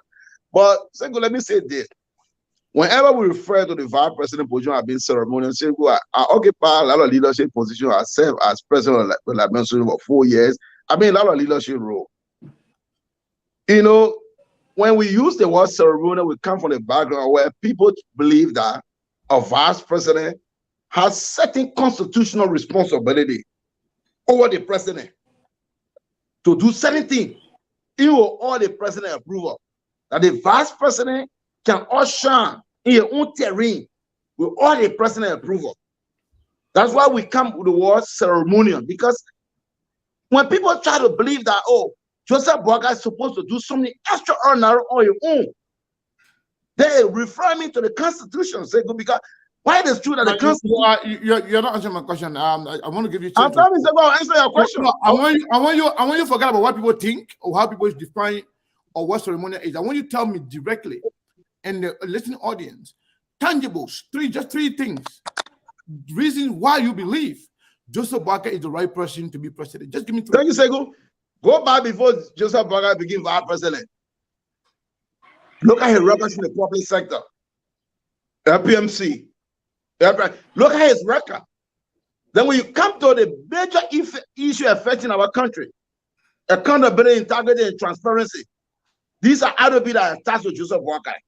Now, when you come to the vice presidency, why it is true, Sekou, that this position, the Constitution does not provide an equal opportunity for the president and the vice president each enjoy equal constitutional power when it comes to the governance of the state. This position provides an access to the vice president to understand, see, and hear a lot of things about the country. When he or she decides to contest in the future to succeed his or her boss, the president is in the best position. I'm telling you the experience. You ask me. I said, let me tell you. I asked you. But now you don't know, school us as to what the position, requires for a vice president. That's not what I'm asking. I'm asking you, convince me, Sekou, and other people, why should I vote for Joseph Boakai? Tell me, don't say go to Sekou, no. Let me make it simple. Listen, Let me go back to JME. Listen now. We Liberians, we are very lazy when it comes to reading. Okay. We are very lazy when it comes to research. You are now marketing Joseph Boakai. You are now speaking for Joseph Boakai, saying that Joseph Boakai, this is his time. We should vote for him. I don't want you to refer me to anything to go see. I want you to explain to me, tell me 3 things. Convince me. Three things that I should vote for Joseph Boakai. Just give me 3. Thank you, Sekou. Thank you. Now, if you want me to go back to record the achievement, then I will just tell you about Joseph Boakai record with FPMC, where he took FPMC from, and where he brought it. Go ahead, just tell me. Just tell me. I won. Now, what did he do? That's nothing yet. You just said I won. That's nothing. They said, man, they're running on FPMC. Tell me, what did he do? Joseph Boakai took FPMC from a 0 stage and make it more productive and will contribute more to our national budget. Joseph Boakai, honor Joseph Boakai, FPMC became very productive and very vibrant. Honor Joseph Boakai. The records are there. What did he do? What did he do? Tell me. You can't say it happened. They want. Yo, Bonnie, Sekou is asking a question. So I can be confused. Okay. So, let me jump in, Bonnie, because what Sekou is asking, I want to say this, Sekou, not in a disrespectful way, but I don't think you understand entirely what you're asking. Let me get to the point here. I'm going to ask you a simple question before I answer your question. Word by word, I will give you the tangible you're talking about. You live in the state of Arizona, correct? Yes. Okay. What is the tangible of your state attorney general? It's a simple question. Okay. You know how the question is different? No. Listen up. If I decide to make the case for Ansu Dualu to be president, to be vice president, to be anything, to be the attorney general, I will have all the record, accomplishment, things Ansu have done, or things Ansu will do, because to compete for somebody, you got to know them, know who they are, what they have done, and what they intend to do. Okay, I got you. Let me answer your question. I have no business. Listen, okay. You ask me a question. I have no business knowing what the tangibles the Attorney General of Arizona is doing. I don't even know the name of the Attorney General of Arizona. Okay, let me answer your question. I'm not here making a case for the Attorney General. If you are here to make the case, that's the reason why I ask you that question. You want to convince me why I should vote for. Okay, listen. If you ask me the Attorney General, don't vote for him. I don't care about him. I don't even know him. But let me answer your question now. There's a reason why I asked that question. To answer your question, I have no idea about Attorney General. Okay. Because I'm not here to make the case for him. But okay, there's a reason. Listen, you have to convince me why that person is the person to vote for. So listen, Dualu, let me answer your question. Dualu, let me answer your question. Dualu, okay. Please hold on. I beg you. Let me clarify this. No. I think let me answer your question, Steve. Yes. Yep. But Mr. Vanistaki, after talking all the things he talked, when he is asked now to convince me and the Liberian people as to why he thinks. But I'm ready to answer you, but you will get a chance. So support Joseph Boakai. He's been dancing around. He's not going anywhere. So I guess one. You say it's not enough. So what did he do it? How BMC became one of the major. You say it's not important. I took you to it. I didn't say it's not important. I told you about experience in the vice presidency. Last week, let me answer the question. Answer the question. Because I guess Joseph Boakai played more roles. Funny. I'm talking about experience. I'm talking about achievement. He said it's not enough. So on the show, we don't like to mute people because we don't want to be disrespectful. But I'm moderating the show. Can you guys please listen to me, please? I understand that we're having a very good conversation. It's very interactive, but at the same time, let's go one at a time. Now, because I live in the state of Arizona, and you ask a question concerning Arizona, in as well that Sekou does not care about it, because he's not supporting the Attorney General. Some of the accomplishments of the Attorney General of Arizona, since you want to know, is he's been able to successfully prosecute cases with results. Number two, he also has been able to successfully allocate funds. They have not defunded the police and the security apparatus in Arizona.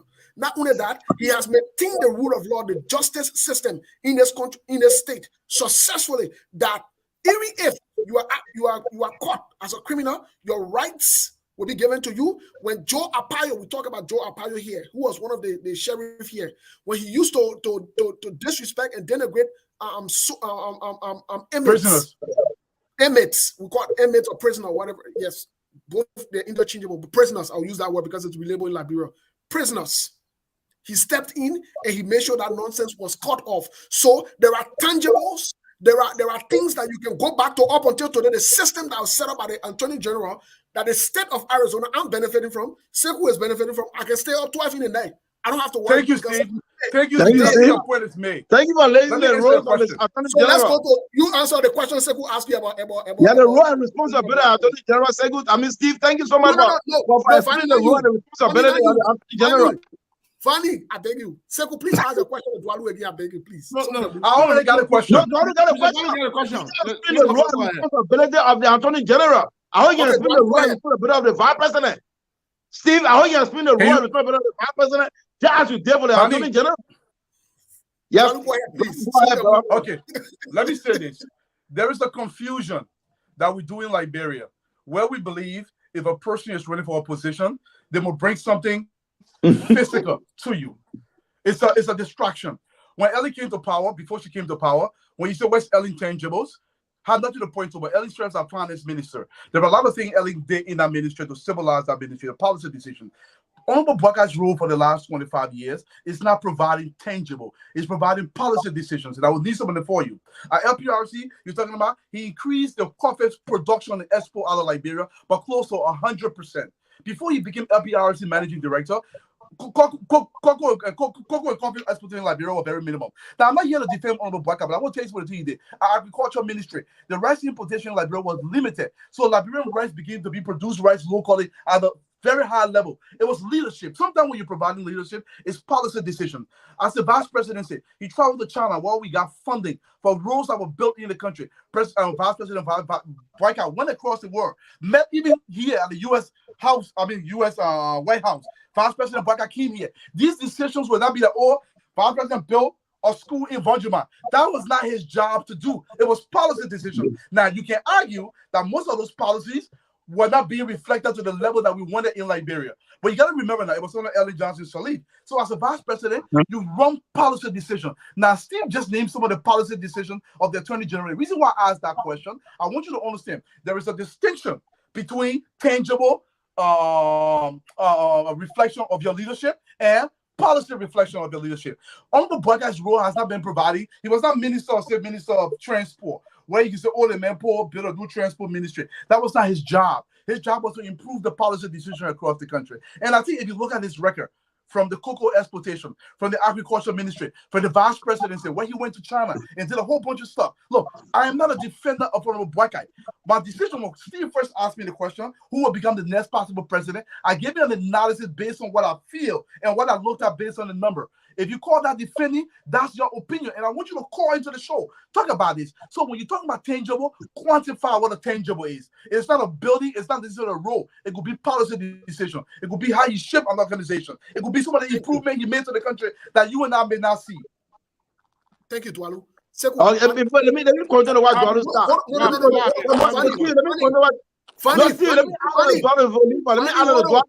Funny. Okay. Hold on, please. Hold on. We'll circle back to you. Sekou, do you want to say anything to what Dwalu said? Because I have a serious. Let me say this.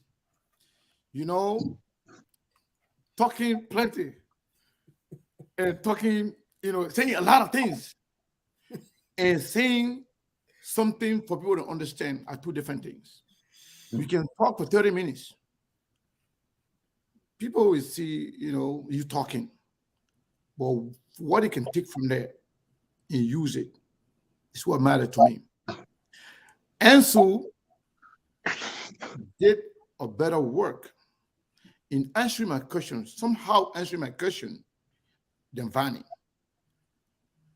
But one thing I want you, both of you, to know, my question, I didn't ask for a particular position that Joseph Barker served on, whether it's vice presidency, whether it's LPMC, LPRC, whatever you name it. I asked, tell me, convince me, why should I vote for? If you say nobody should ask, or people should not care about what somebody will do or what somebody have done in terms of record, to convince me, you know what? Vote for Sekou or vote for Steve Body. I believe Steve Body can make Liberia a better country based on S, Y, and Z. Based on that, I want you to vote for Sekou. I don't want you to tell me anything that you think Bakai. Convince me. Because some of the things you're saying right now, maybe those are things that convince you to make you think that Joseph Bakai deserves to be president. Now, if you are convinced, you want to convince other people to join you to elect Joseph Bakai. But if you continue to say Joseph Bakai serves ceremonial position with Ellen, when Joseph Bakai himself said, from the time he served with Ellen, because you have said two things. During the campaign, he said he was a race car park. He was not given the opportunity to perform the way he should have. He said that 2017.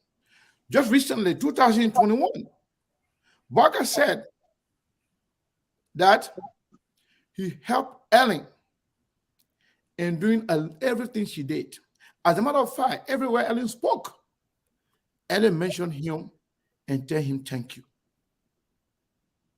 So if Barker said both things, and Ellen government is considered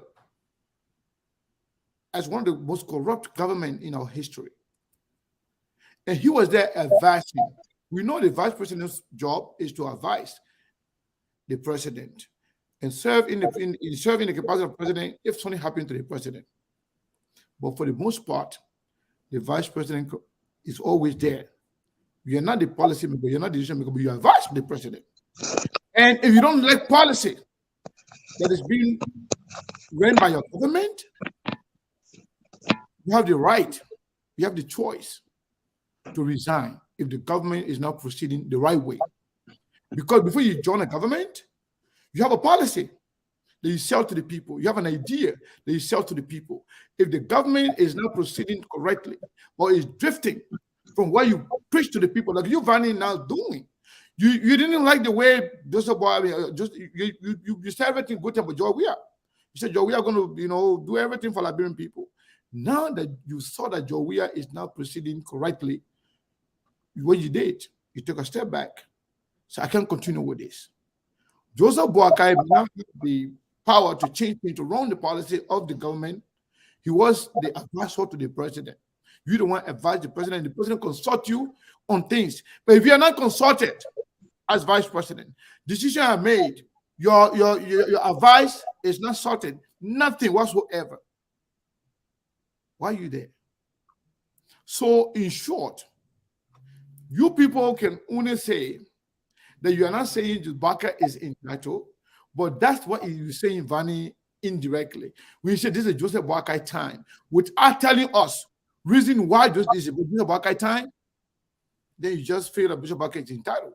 So that's the point I was trying to make. Also try to answer the question by pointing to anything tangible and explain what he thinks is about. That's convincing to him. But how can you convince somebody who just joined politics after 1990 that point to what Joseph Barker did, his accomplishment, and how that benefits Liberia? Right. And then the one he served just yesterday for 12 years. If Joseph Barker did nothing for 12 years, it was a ceremonial position, but yet he himself saying that he participated and advised the president in doing what the president did. And now they become a failure, that upon which we got George Weah. Then I don't know how you're going to sell Joseph Barker when he himself contradicting Let me respond to Segu 1 minute. Let me respond to Segu. Fanny, take 1 minute, please. Let me respond to Segu. I let Segu say, convince me. Yeah. And one thing I understand in politics is that to convince a surrogate who mind is made up against a political opponent, to convince them and show the positive side or the opponent you're selling, it's almost like trying to pass the elephant through the needle hole. It's just difficult. No. Not just me. No. Not just me. I said convince the brain people. Okay, Segu.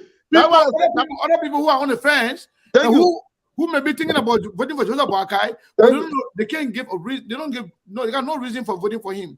Thank you, Segu. Not just me. Yeah, thank you, Segu. So when Dualu talk about policy, Segu, I ran organization for many years. I forgot what you have done. And we most have of the organization, we have first leadership position. I'm coming. I'm coming. What Joseph Boakai can do or what have done. Thank you, sir. You want me to frame the question back to you? Can you tell me some great things that Toba did on a Togma when you were vice president? No, we're talking about the role and the responsibility. I'm not talking about the role. I'm talking about why you think Joseph Boakai should be elected for. Segu, it come back to what he didn't do. You tell me when Dualu spoke about policy. I come in, Segu, when Dualu spoke about policy, and you talk about assessing the president, most of the policy that come from the vice president are not reflected to the vice president. Now, let me tell you, the success and the failure of every leadership falls on the shoulder of the president and not the vice president. If the vice president succeed in crafting good policy for the president, who takes the glory, Segu, is the president. They never share that brother to say it's the vice president policy. The vice president always channel good policy to the president. The president will always implement it. And who takes the praises is the president. I was asking you, show me some great thing that Toba did on a Toba. So I'm telling you now, if I were here to tell you now, I'm telling you, forget about what Joseph Boakai did as vice president. Forget about what he did as, tell me, why you think I should vote for Joseph Boakai? Just tell me. Segu, when I was going to my third point, and what Dualu said, it makes sense to me is that most of the time in our body politics, we focus so much on what he did than what he would do. No. And I don't come and say, if your argument is based on what he would do, that's fine. If your argument is based on what he would do, I can take that. Listen, because I know what you have done, or take it. But just tell me. Listen, guys. Listen, Steve, maybe the man not answering my question. You don't understand the question. I understand the question. Okay, if your argument is based on what the man will do, then tell me, say, you know what? I'm telling you to vote for Joseph Boakai because I know he will do X, Y. No, Joseph Boakai, just tell me the reason why you think I should vote for him. Just tell me the reason. Segu, I listed thing that Joseph Boakai did.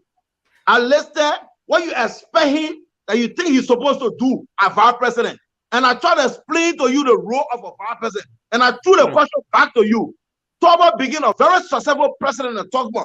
But I said to you, Segu, please explain to me some great thing that Toba did as vice president on the Togma. You said, no, we're not talking about Toba, we're not talking about Toba. No, I'm not making a case for Toba. I'm making a case for, let me just tell you, for example.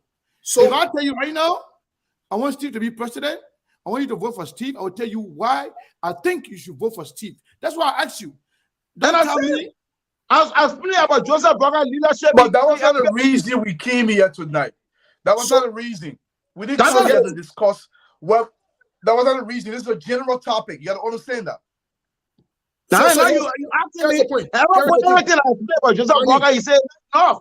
And I walk you back to because before I said Sekou a response to what Sekou did for the 5-year honor SKTV, I'm gonna understand what was Sekou role.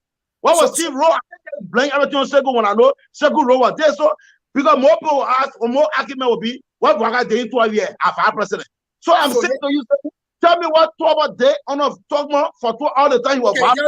Here's a point, guys. Here's a point. I'm going to make this point. We'll move forward to the next question. I'm going to make this point.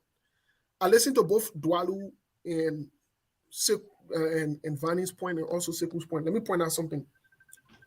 Since Dualu brought up the issue of policy and so forth. First of all,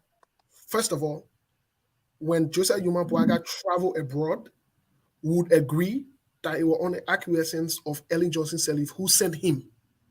That was her policy that he was implementing. We can establish that as a fact.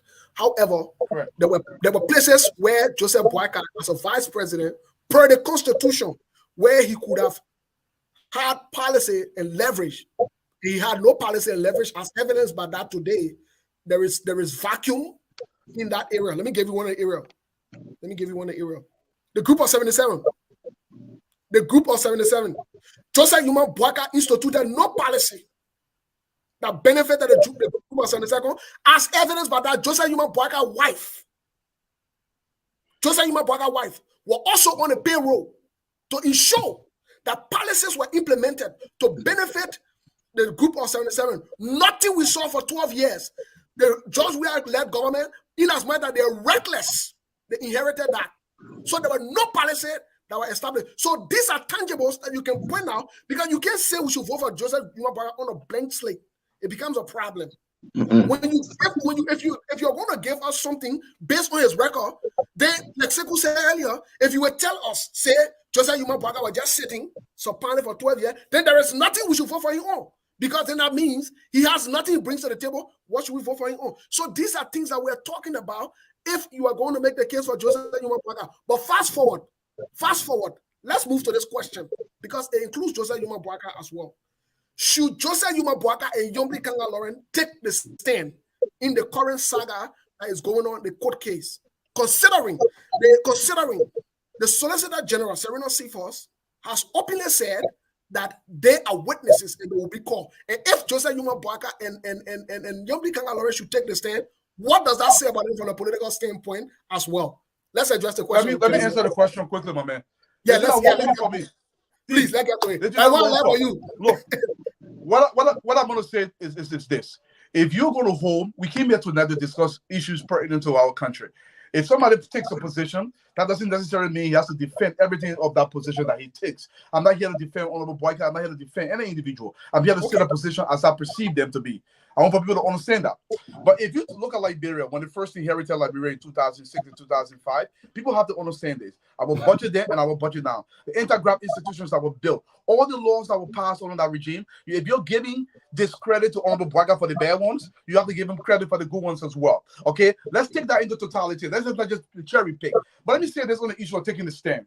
Gentlemen, Honorable Boakai is an individual. Under our law, I cannot force Steve Bullet or my brother Sekou to take a stand on any circumstance. It is Honorable Boakai's decision to make. Okay? Now, if the court wants to subpoena him to come and take the stand, he can still plead the fifth or do whatever he wants to do. They can claim whatever. When they want to take the stand, I keep mentioning it. Where is the case against Mr. Cummings? There is no case here. This is a witch hunt operation. Okay, I hate to call it witch hunt, but this is an operation that should not even be in the courts. Serena's people were overzealous to prosecute a man for no reason. This is a moot point. So taking the stand, not taking the stand, is being prolonged. And I believe the whole process is just helping President Weah. This is why they continue to milk this process. Okay? Let's stop this nonsense. I am not here for the defense of anybody. I'm here for a progression that will move Liberia forward. That's my position. Go ahead, guys. Thank you, Dwalu. Thanks for stating your point. Let's come to my brother, Mr. Sagi. Thank you. You know, Dwalu rather say that. When people ask about, especially when the opponent asks about what DMB accomplished in 12 years, I present the question back. Are you saying the Unity Party did zero for 12 years? They say, no. They did something. Now, if they did something, are you saying Joseph Boakai included in that something they did? Then they stick. So, look, we got to be honest here. It's difficult. I come from a leadership background, and I will not sit on the show trying to waste my time, trying to waste all the day on a vice president for failure or success, because I know everything he or she does will be reflected in the president. Period. So not just leaders. So I ask people, what was the budget before Eddie took over in 2006, and what they left in 2017? Well, now look at the roles, now look at salary, now look at other stuff. So are you saying under the unity, under Eddie and Boakai, zero accomplished? If your argument, if your answer is yes, then I agree with you that Joseph Boakai is not worth to be president. If Eddie and Joseph Boakai combined score zero in Liberia, then no need. Then I'm ashamed of supporting Boakai. But the evidence are clear that Ellen and Boakai jointly took Liberia from somewhere. But let me just say again, I repeat, no matter how good the vice president is, he or she cannot shadow the president. Period. Joseph Boakai will make political statement and say, we jointly did it together, we supported everything together. Those are political statements. Leadership statement, the vice president and the president does not share equal, they don't have equal access to decision making when it comes to the presidency. Steve, you know it, Sekou, know it, we can't play politics with it. We can try to show all the different environment, that's it, that's the business. But the fact of the matter that, look, except you have a decent president who will move the plane, the co-pilot just sitting there and watching. If you want to dump it, you will dump it. Period. Number two, Dwalo just said that right. The court has the power to subpoena or witness to appear. If the subpoena Joseph Boakai, it opts in to plead the fifth. As one of the close friends of Boakai now who talk to him on a regular basis, with the kind of brainy issue that have to do with integrity that we all are yearning for in our country, what we want to make sure that the next generation of leaders will be people that will say, that will talk the talk and walk the walk, that will be people of honesty. I will ask Joseph Boakai in a private conversation that get in the car, let's move to the court and go testify. Testify. So that we cannot come and say, we can't do the same thing and expect different result. I mean, if we move like road forward, we have to be honest. We got to be honest. And people sometimes say, look, which one? This is my argument. If you live in a community, sorry, folks. Oh, I'm sorry, folks, my phone dropped. If you live in a community with a police officer in your neighborhood, and you always throwing parties and making noise, and disturbing the community, and the police side do not get along, and the guy decide you and he don't always get along. And the next day you get in your car drunk and driving down the street and the same guy pull you over and give you a ticket for drunk driving and take you to jail. Your argument here can't be, oh, the guy just dislike me because we live in the same community. I always play music. That's not the argument. The argument, were you drunk driving? Were you drunk driving? I say to people, we can say which one. The issue here is not about just the which one. They come in actually temper with the CPP document. So which one is immaterial to the discussion? The discussion, they come in do it. If come in, they not do it, good. If you did it, which one is immaterial because you actually did it. So when you are drunk driving, it's the most important issue in the criminal case. It's not about whether you and the police officer do not get along because you always play music loud in your neighborhood. That's not the issue. It's immaterial. What material is that when you drunk driving at the time the police officer pull you over? If the answer is yes, my brother, you drunk driver, you got to face the punishment. So the issue of coming, I will say the Boakai, if the court subpoena Boakai to appear concerning the nature of the case that is centered around integrity, well, Cummings and the rest of the folks have presented him as a political Jesus Christ avatar. We want to see how Jesus Christ is coming. Boakai and I will be going to court to testify so that the truth can be revealed. Nothing going to be covered yet. So you are in essence insinuating that Boakai should testify. Because if the court subpoena Boakai, he should not plead the fifth. He should go and testify so the truth can come out. Thank you, Vanny. Thanks for emphatically stating a point here. That Mr. Kanem, what would you say? First of all, you know, I love the conversation. Trust me, I love. Yeah, I love as well. You know, like Answer said, sometimes we push each other on this issue just for clarity and for the most part for the listening audience. It doesn't mean that when you say something, then we have to, brand you as Boakai supporter, no Boakai or this person supporter. That's what most Liberian people do. But listening to Vanny Saki, to be honest with you, my brother, you people, you are one of those people that will mislead or that are misleading Joseph Boakai. Thinking, helping the Liberian government to blemish Mr. Cummings' record or to make him look like a bad person will clear the pathway for Joseph Boakai. Instead, shining light on the government's wrongdoing, holding the government's feet to fire, and making the case for the Liberian people as to why you believe that Joseph Boakai is the right person for Liberia. We are instead joining the government to attack, waste the Liberian people time on fake story, on a witch hunt to destroy one segment of the opposition simply because you believe this man is the only man on your way if you manage to make him look bad, or maybe make him look, like corrupt politician like everybody else, that will clear the way for Joseph Juma Boakai.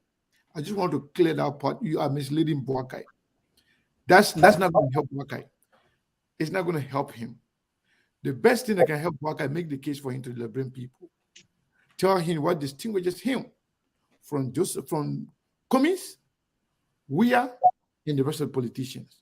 But trying to make other people look bad, it's not going to help you. You got to tell them what you can do, or what you have done, or what you can do differently, what you have installed in terms of policy, prescription for the Liberian people. I don't want to say that. But when it comes to if Boakai, Numbly, and other people testify, what does that say? It says that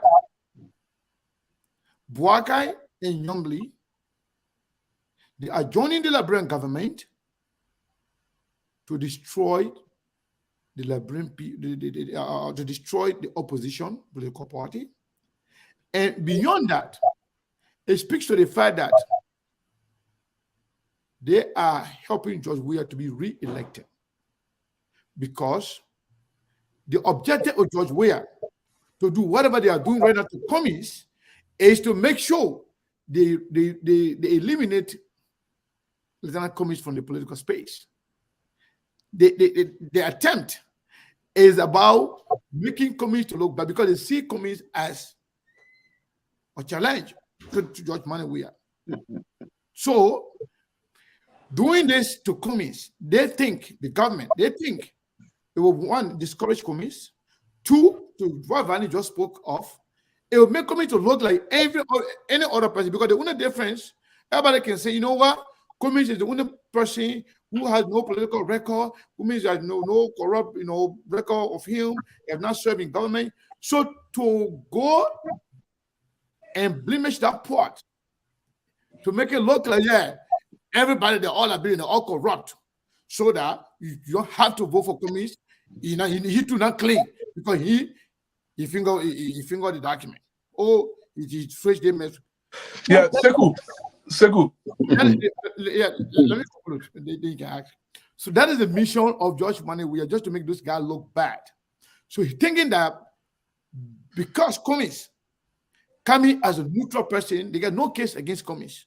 They can make case against Boakai. They can say they can touch Boakai to Ellen.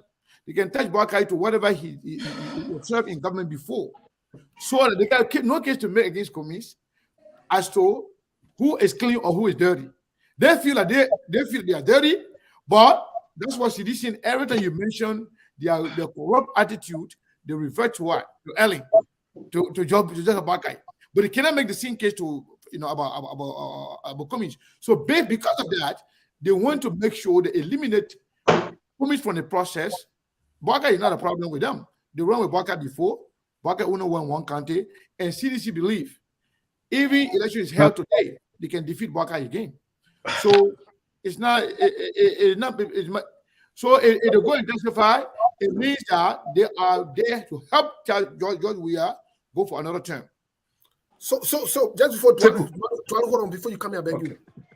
I just wanted to make sure, because we are working with time here, I will allocate 1 minute to Dwalu, 1 minute to Saki, to Mr. Saki, my brother, and we'll go to the lines really quick, because we have to make sure that we get this. There's a last question that we didn't ask. Yeah. We will continue the show tomorrow on our last question. So those of you who will be available, you'll be available. We have to be out of here in time today, please. So go ahead, 1 minute, Dwalu, really quick. 1 minute. So Sekou said something, and I want Sekou to understand this. Trying to push Mr. Cummings out of the running is normal. This is an event. This is a gladiatorial fight. So don't be saying, oh, they're trying to push Mr. Cummings out. They should be trying to push Mr. Cummings out. And Mr. Cummings should wear his full armor when he comes to this battle. I alluded to this fact. Mr. Cummings cannot be fighting in a swarm of alligators and become a chicken tower. They will eat him raw. So Mr. Cummings is not a baby. People should stop being emotionally attached to people. This is politics. You ought to be a strong man to fight for yourself, or be moved aside. If Mr. Cummings stands there and gets moved aside, that's his prerogative. I'm not going to defend that. He should be strong enough. So it's not a bad thing for Bogart want to move Comey aside because Bogart wants to be president. It's up to Cummings to strengthen his line. If he's not doing that, that's his business. Thank you, Dwayne. Hey, That's a Steve, good point. Thank you, Steve. just 30 seconds. You'll be the last person in 1 minute. I beg you'll be the last person in 1 minute. Go ahead. Okay. Thank you, Steve. Let me just say this. Segu, I spent 15 years with the CDC. Before I left in 2020, the person we plan and work together to say we want to face in 2023 was Alexander Cummings. Let me tell you, the last document I left on the deck before I left was to work hard to make sure Cummings become a candidate that will face Georgia in the second round. For you to sit on the platform and think that the government is in front of Cummings, and after Cummings, you don't know. I'm telling you, the person we were wishing and hoping to sponsor everything, put money in to make sure that we face in the second round was Cummings. We were afraid to ever face him. That's the enemy we don't want to even see at the battle because he will defeat us. So don't even go there to think that the government is doing all that because the government is not after Cummings. You read one of the folks in the CPP that told Cummings to go. Is that the government? The government want to really strangulate somebody, and the government really want to stop somebody. Let me be honest with the government. The government worked with Musa Benete to help Cummings so that Cummings can have the CPP so they can strike in 2023. And I know the plan we're going to strike in coming with. So could just leave all the thing about Cummings being the guy that they are further. Cummings does not have what it takes for the CDC to be in front of him. Cummings has what it takes for the CDC to defeat. That's why before I left in 2023, in 2020, our agreement was we should do everything in the court of deployment to help the ANC so that the ANC can be the candidate, Cummings can be the candidate we should meet in 2023. The government will not invest money into the ANC to make sure that happens. So my brother, need all of this. Georgia is right for the Cummings. Cummings can't beat Georgia 10 times in a row. Cummings don't have the number to beat Georgia. Leave that thing. Just leave that whole thing. I know the thing. No, when I talk about the CDC, nobody in the CDC can face me because they know what I left before I left in 2020. Brother. Just leave that thing. So I'm saying to you, my brother, Cummings, nobody after Cummings. The internal recording took place in the CPP and thing broke down. That's it. But which one? The government and which one the Cummings, man. Say good, leave that thing. And the government want which one somebody. You're muted. Steve, you're muted. Fanny, your 1 minute has elapsed, please. Yeah. I'm going to say good. I beg you. So you know, I was laughing when Vanny was speaking. Vanny, I like you, to be honest, because you're very funny and you make people laugh. Let me say this. Vanny, it's kind of hard for me to even listen to your argument, to agree with you as the best person to market Joseph Juma Boakai. If you marketed Jowia for 15 years, he said. I know. 12 years. I know, Segu, forgive me. Listen.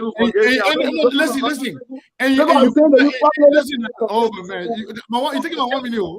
Segu, let me hear someone and tell us, Segu, please forgive me because I actually have my country. I took medical equipment. It's not about heading your country. It's not about heading your country. It's about credibility. It's about judgment. Tomorrow, Segu, forgive me. Forgive me. I'm appealing to you, Segu. Please forgive me. Funny, you're losing your time later on the talk. I'm asking Segu to forgive me. Okay, no problem. Segu, go ahead, please. Okay. Let me speak. The thing about it, as I was speaking of integrity, I was speaking about understanding of politics. I was speaking of knowing people when you work with them. I was speaking of honesty. Can we trust you? How can you not understand? Many people in Liberia knew that Jowia was not a good leader based on his record, based on his dealing with other people, based on the way he managed himself, the way he managed Lone Star when you're technical director. You, as a political scientist, could not grasp that, could not understand that Jowia is not a leader. What does that say about your judgment? What can you tell me right now about Joseph Nima Boakai? I believe you if you never even have the ability to understand that Jowia is not a leader for 15 years. Our plan then and now I can see. So how can I believe that? I was blind, Segu. Now I can see. What if tomorrow again they may come and tell me say the time I was Sony for Joseph Boakai, I was blind and I couldn't see again. Now I'm seeing. So that brings in the question of integrity, question of honesty and judgment. So my point here today, I would love to see Vanny here more often to have compelling argument. Thank you, sir. Thank you for the opportunity. We always invited him here, and or sometimes he invites himself. He will say, "My man, I got something to say. I want to come on the show," and we say, "My man, it's your platform." So this platform is for all of us. I love Vanny. I love my brother Ansu. The argument here is that Ansu, this brother here, Vanny, is not making any case. He's not saying anything. He's just speaking that typical politician way to throw talk. But in the end, people are looking for tangibles. People are looking for reason why they should vote for your candidate. But you're not making that case here. Maybe you need to go and do more research. Maybe talk to the people more. Let me tell you a lot of things. Reason why people should vote for him. But you're not saying I can convince the audience, but to convince you will be difficult. I can't do it. I can't say the audience will be convinced, but second not you. Quickly now, guys. Quickly. Thank you so much. I want to make this one comment and then we'll turn to the line. I'll post the number really quick. We'll get to the line. But here's something I wanted to see on this whole Jose Human Boyka and Yombly appearing. When we started the conversation initially, Dwalu struck a point about the psychology or the psychic of the people, because information are important. They can change minds and they can affect people. But most importantly, optics are very important. Imagine seeing Jose Human Boyka on the stand. And Jose Human Boyka not on the stand, but as a government witness, which could be considered a regime collaborator, whether you like it or not. Going against an opposition member, it speaks volume. To the point that Dwalu made earlier on, it speaks volume. And we sometimes deal with some Liberians that are gullible. Not all Liberians. Some Liberians are very gullible. That alone could impact Joseph Boyka, Jombli Kanga. It sends a wrong message. It sends a wrong message. For those of you who are attempting to say you want Joseph Human Boyka to take the stand, there are two faults of this. Not only that it sends a wrong message, but he will be cross-examined. That means his integrity will come under questioning. And mind you, Cummins lawyers are not going to sit by and fold their hands and say, Joseph Boyka, that older man, that wise man, he in court. His daddy laundry, things will come out. Daddy laundries will come out. Your whole robo bush and noise will come. That's what I want to say on this happen. But let me put on the number. Listen to our callers, please. I think I have a caller coming. Let me put on the number. You can call Sekou too. You have, apart from the first caller that we got here right now, hold on, please. Hold on. Apart from the first caller, you got 1 minute. We'll take 10 calls. If you try to go away 1 minute, we'll tell you goodbye. We'll tell you thank you. We'll keep it moving. We got to move on. Please, today that's Sunday. Other people got to go, do the different thing or whatever. Tomorrow people going to work. So beg you, my people. Tomorrow will be on again. 10 minutes, 10 callers, please. If you call me, I don't pick up. Please hang on. I will call you back. You can also call Sekou if you have the number with Sekou. If Sekou has the phone available. But let me ping on the number. Okay, very good. So I got the first caller here really quick. Caller, what's your name and where you calling from? Hey Moses, this is Jay Reddy here, and thank you for the show. And I also like to say thank you to Sekou. I think this platform has become a platform that I think I'm beginning to appreciate, because the diversity on the platform actually speak to the issue that is at hand. And I also admire the question that you, Sekou, are asking the gentleman over there. But I think the gentlemen themselves should take a lesson learned from here, because they are trying to drive a message that is not really a message from Honorable Boyka. And here's why. Honorable Boyka hasn't separated his vision from Ellen vision since 2017. He ran on Ellen platform and he got defeated. And after sitting down for 4 years, Honorable Boyka hasn't reached a vision. So when Sekou is asking the question, tell me what can make Boyka, or what you can say to the Liberian people out here to make Boyka marketable, Vanny is only looking at things, and I think Ansu is trying to explain something. But I think where you really got answered is the fact that he spoke about tangible. The group of 77 was established by Togo to give the vice president an opportunity to sell himself in terms of policy and policy implementation. And also was he able to sell that in that direction. Lastly, you made an excellent point as well. You see, why it is true I disagree with Sekou directly, but indirectly I agree with him. When Sekou said the government is involved, I see that as an indirect, but not directly. But it is indirect. Your point, Moses, that if Walker does decide to testify, it will expose it to the greatest disadvantage, and then when I see it directly, that we take that as an opportunity. So again, guys, I want you guys to be able to tell the Liberian people based on Joseph Walker's vision, what made Joseph Walker's vision as it relates to education that is better than Georgia's current education? What made Joseph Walker's vision for health to be better? State the statistics, give the comparison so that people can walk away. So guys, thank you for the time. I really admire the show, and I will talk to you guys. Moses, thank you, Sekou. Thank you. Guys, you guys are doing well. I enjoyed your discussion. Thank you. Thank you.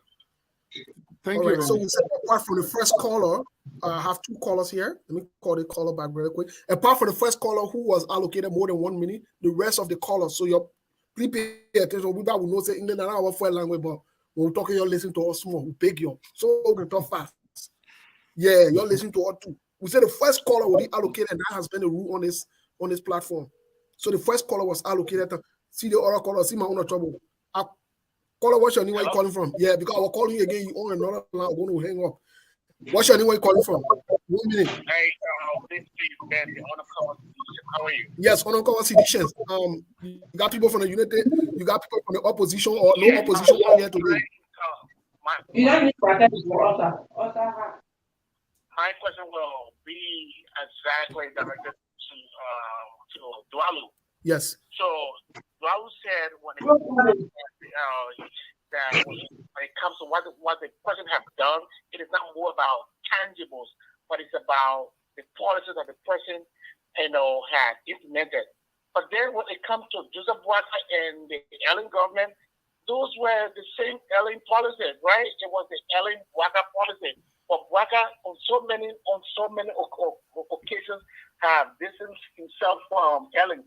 So when it is favorable, when there's a good news, then Walker wants to accept it for the bad news and he's going to get. All right. Thank you. Tualu, I hope you got a question, right? All right. Tualu say he has a question. One more second. Let me grab the next caller. Please, guys, please. I hope you have the opportunity to address. I know Jay Randy, they post a general question to both for you. You have the opportunity to address it, guys. I think his questions were valid, same as the past caller. But the other caller, what didn't go on again? You caller, what's your name? Where you calling from, please? You got 1 minute. My name is Dolo. Yes. Mr. Dolo, go ahead, please. I'm calling from the state of Delaware. Yes, sir. Yeah, my name is Dolo. I'm calling from the state of Delaware. I'm coming to the support of my I'm coming to support of my brother Brian Sackett. Let me tell you what Joseph Walker did. Joseph Walker was an agriculture minister. He brought the partnership of productivity in Liberia. Mm-hmm. It was specifically in Nima County. Partnership of productivity give loan and give money to people who have stores and agriculture material. They will give the money to you, and you will take that money, and you, the farmer, will take it and sell back to them. This is how they have the agriculture of cooperative. Then besides that, the NCRDP, the Nima County Rural Development Project, the DCADP, the LCADP, all was done by Joseph Walker. Joseph Walker brought $50 million in the agriculture sector on the FPMC. Thank you. Thank you so much, Mr. Dolo. Thanks for your input. Okay, let's get the other caller. Someone else was on here. We're making progress. I think we got 4 or 5 callers now, so we're making progress. Small. You see my trouble. The other caller, you see politics. The other caller calling right now answer.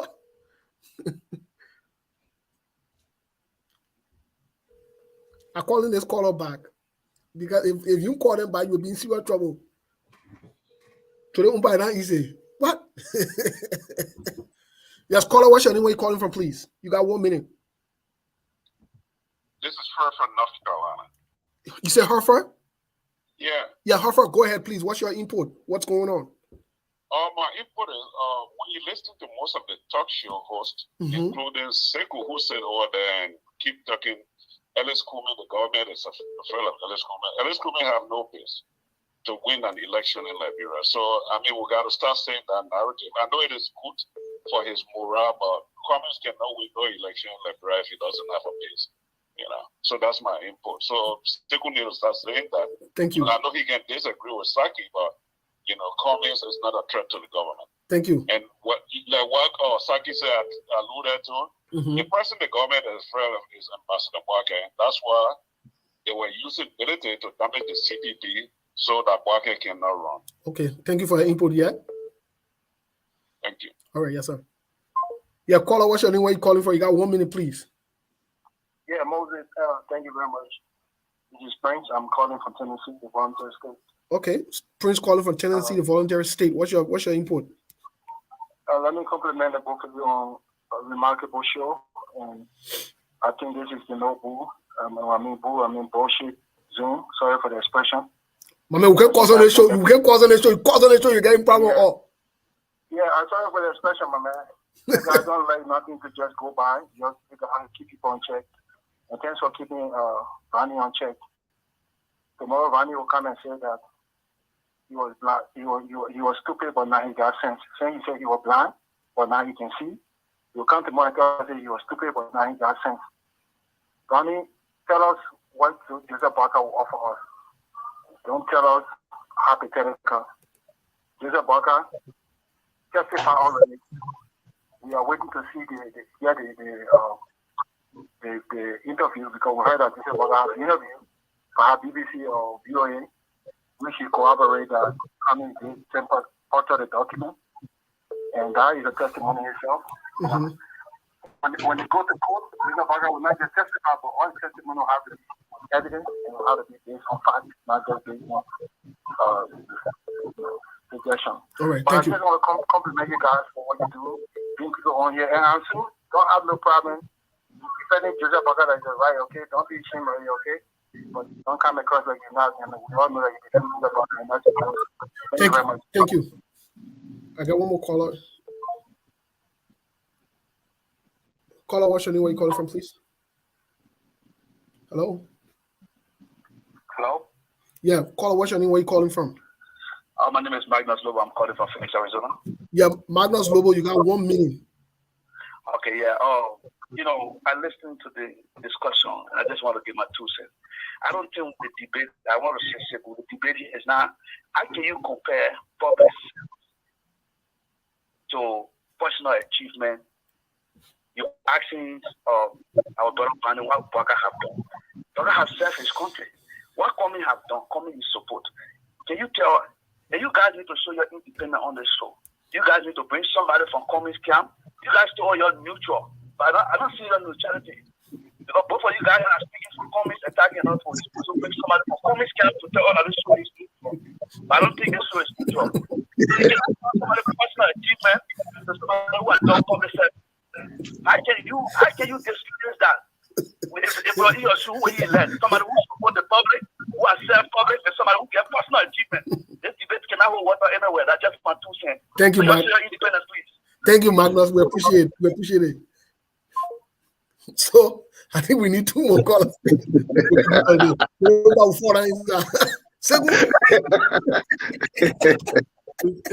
okay. I mean, when two callers mention me, I would just try to respond to them. Yeah. Okay. We got 1 more caller here. Let's see. Right. I'll respond to them. Caller, what's your name? Where you calling from, please?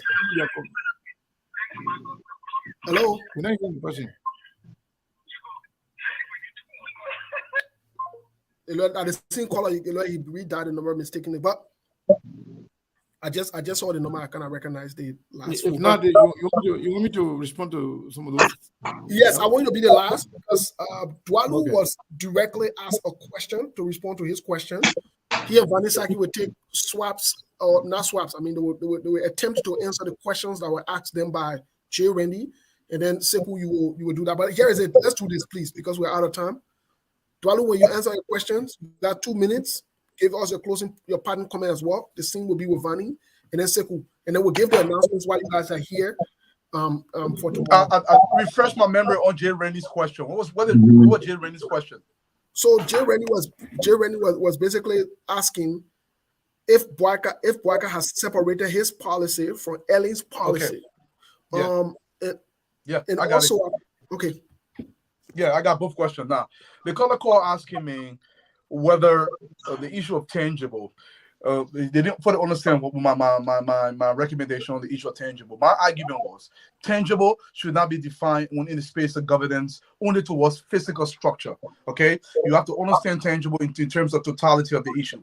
Most policy decision makers, they're not going to show you a physical structure that they've done, but they will show you policies. Now remember now, Liberia budget increased. Our police force got a little bit more professional. We have an army that were orchestrated, that became a better police army force that gave us more security. The poor systems. We're talking about the legislature. We're talking about laws passed in the country. The anti-graft institutions across the country. All of those, you can call them tangibles as well when you talk about the governance space. Then I want to say something too about Jay Rennie in terms of the separation. Look, Bwaka is going to make his way, come these elections, how to separate himself from Ellen, for the possible, for the better. But Honorable Bwaka is not going to entirely separate from Ellen Johnson Sirleaf because he was part of that administration for 12 years. Whatever was good, he has to own it. Whatever is bad, he has to equal to own it. But there are distinctions here that have to be made. And Vanny said this over and over. The presidency controls everything. Now, I'm not going to negate the fact that Honorable Bwaka holds some responsibility, but the greatest responsibility goes to the president, good or bad. Bwaka was a subsidiary, if you want to call it that.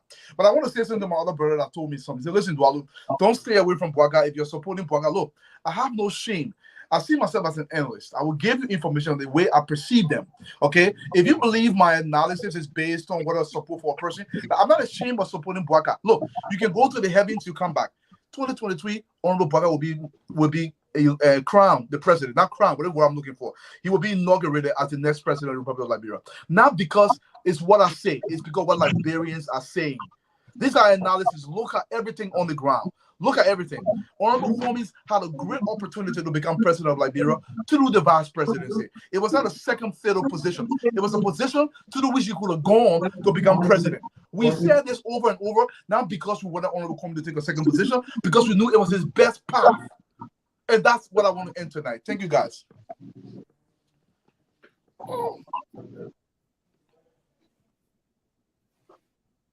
Mr. Saki? Thank you so much, Steve and my brother. Thank you for the opportunity. I'm available to always appear. Thank you for the free opportunity given me. But as Darwin just wrap it up, Honorable VP Bwaka will make his argument. He continue to make his argument as to how he's going to govern. He's the only candidate who has made it public clear that he's going to wage an uncompromising war against corruption. One of the most important dirty viruses that continue to destroy our country. He has made it very clear. He has shown you how he's going to do it. It's clear. And, so we can go above running around about achievement and tangibles. I like what Lobo said. And, so try to compare a guy in the public sector and the guy in the private sector. Public achievement or private achievement is difficult. But again, I understand it. But again, if anyone, this is my question. That's why when I speak to seditious, I when I speak to my fellow seditious that I led the beginning independence, look, we criticized the United Party for 12 years under Eddie and Bwaka. Are you convinced that under President we are, everything we criticize is getting better? In as much as Bwaka and Eddie did not join and run the country based on the Constitution, do you really believe that the CDC government is doing better than the United Party government? Maybe you want to skill both of them on the scene, you want to put on the same skill. You prefer, if Bwaka is the one representing the United Party again in 2023, you will prefer the United Party now than the CDC. Because the evidence just clear. Under the CDC, there are more people that President William has thrown into poverty. There are more children in the street today sitting than they were under United Party government. So let's be very honest. It's not about, what have Bwaka done? Bwaka will do brilliant things under the United Party government. You know who will take the praises? Ellen Johnson Sirleaf will take the praises. So except Steve and Sekou, anybody tell me that from 2006 to 2017, everything under the United Party government was failure, then that's it. But I know that what we're experiencing today is worse than what we experienced on the 12th year on Ellie. On Ellie and Bwaka joined it there better. I do not expect Bwaka to stand in the public and tell you, I take all the good praises for the good thing we did. The bad thing, I advised Eddie, she didn't listen to me. No responsible leader will do that. Sekou and Steve. No responsible leader. Our brother always take responsibility. He always say we did it together. But we from the leadership background should be honest to ourselves and say to ourselves and say, look at Toba and look at Tokma. I will always use the Toba and Tokma relationship as a perfect example. Toba took over from Tokma. Toba did extremely well in Tokma. Somebody will say about Joseph Bagana Toba. But we're just talking about the role and responsibility.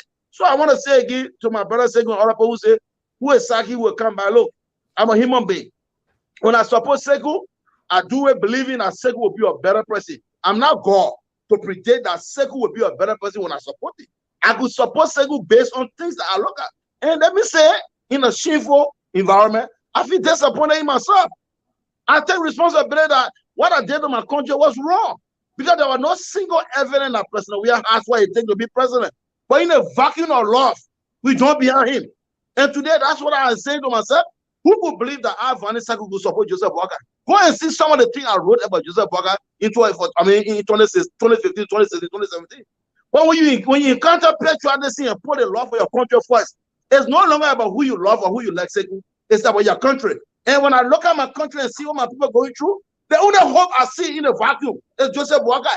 The only man who failed to bring the country and expose all the good governance. The only man who has what it takes, who comes to leadership with experience, understanding what is affecting our country and what we need to do to move our country forward. So I have to separate my personal feeling from my patriotic feeling. And when I do that, Sekou, the only position it puts me in is to support Joseph Boakai, who will rescue our country and sponsor a good government and turn the whole country over to young people like us who will run it moving forward. So Sekou, I'm asking you, you and Steve, walk away from your personal feeling. Put the interest of the country first. Join Joseph Boakai on a rescue mission so that together we can save our country from the bad dreams in 2023. My man, Mr. Saki, let me hold you there for a second. We do charge on this platform for political ads or any kind of political. No, it's serious. It's serious. We don't. You are the first time, so we'll let you slide on this. Your next time you ever make that. Listen, no. You won't run campaign. We get problem with it. Just put the slot in the term. No, Steve is right. Steve is right. The political leader, the political party there in Liberia, none of them get off fast. We run the show here free. Nobody will come on the show here. You can't do your political thing here free. It's not going to happen there yet. Okay, you say my bill for the advertisement. You say my bill for the advertisement. I'll pay. So allegedly will not be like spoon talk to charge you. Allegedly. Yeah, don't tell me 500 Sekou. I'm not charging you. When I pay it, you know me. Please, no political noise here. Mr. Kane, go ahead. So I enjoy the show. So my brothers, Ansu and Vani, I want to say thank you guys for being on the show and for making this conversation very interactive, and I love it. I wish we have more time, but we still have a lot of days ahead. Yeah. So, we have more time to have a conversation, like this. But let me say this. Those who are saying, first of all, let me say this about Ansu. Listening to Ansu in the past and listening to him today in making that conclusion that Joseph Boakai will be inaugurated come 2024 after 2023 election, I am not surprised, but before today, listening to him and his argument in the past, I never saw him going in that direction. I don't know what have changed since the last time I listened to him. I can tell you. Because you're really close now, so I don't know. If Steve will allow that, then 10 seconds. 10 seconds. Okay, 10 seconds. What have changed? What have changed is the direction of the Liberian population, not what I feel. It's the direction of the Liberian population. That's it. So what did that do you to arrive at that? At the conclusion? We don't have time. Literally every single poll in the country. All right, that's a very good argument for another day. That's a very good argument for another day. I mean, we can have a conversation. Honestly speaking, I love the boldness and looking at the camera to say, for what you talk, what you believe. Well, let me say this for those people who've been accusing me of being communist supporter or what have you. I'm like any of these guys here. The day I decide to say, hey, I'm supporting communists, or I'm supporting Steve, or anybody, I will not just sit in the back, play with the Liberian people. And I will not be like Vanisaki, who can't outline why.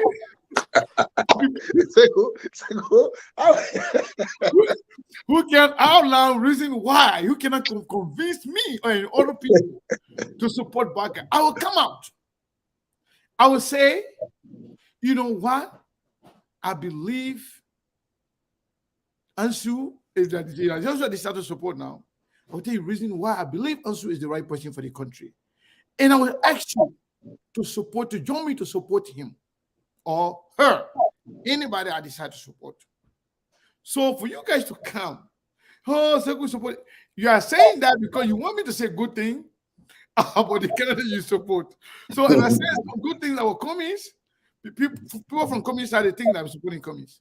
But if I criticize communists, sometimes they could do a whole show on me. They insult me.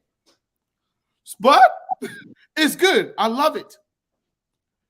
Those of you who like my brother Magno, who say, I can't give hope because we're not neutral in life, especially in politics. Nobody is 100% neutral.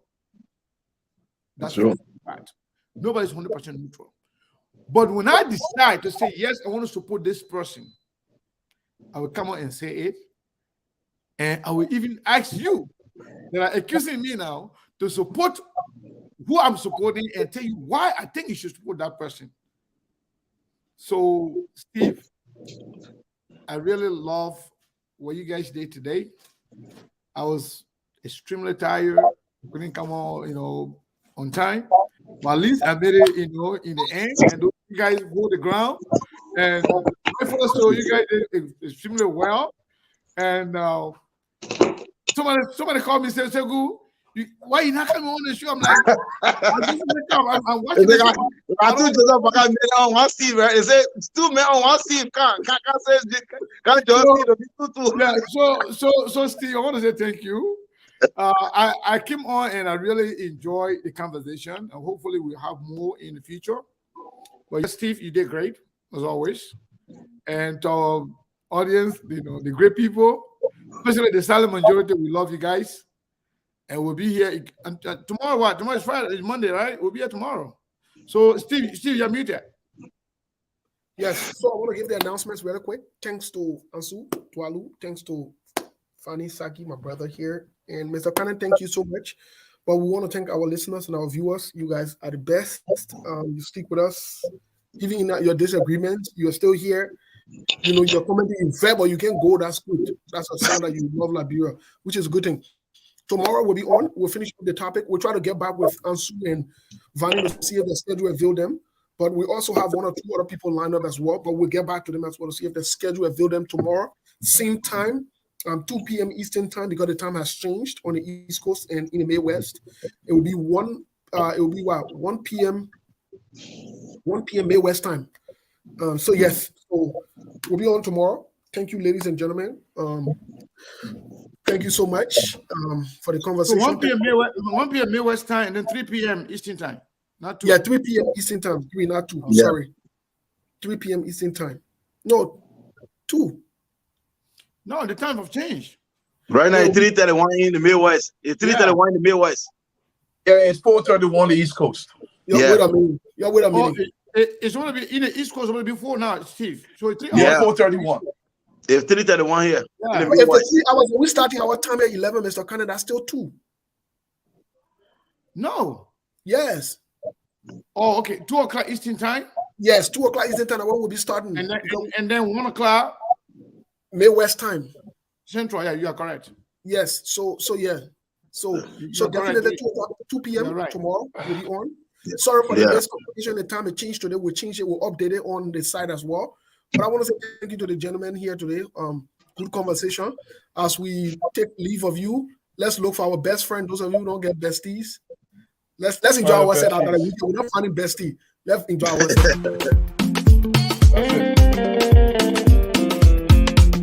You don't even know my story. You don't even know your story. Oh yeah, you know on the be a loca. So moral. You post a new car on Facebook. But that's so la la. You working part-time. Loving and acting jealous, say you photo. My advice for you in my way.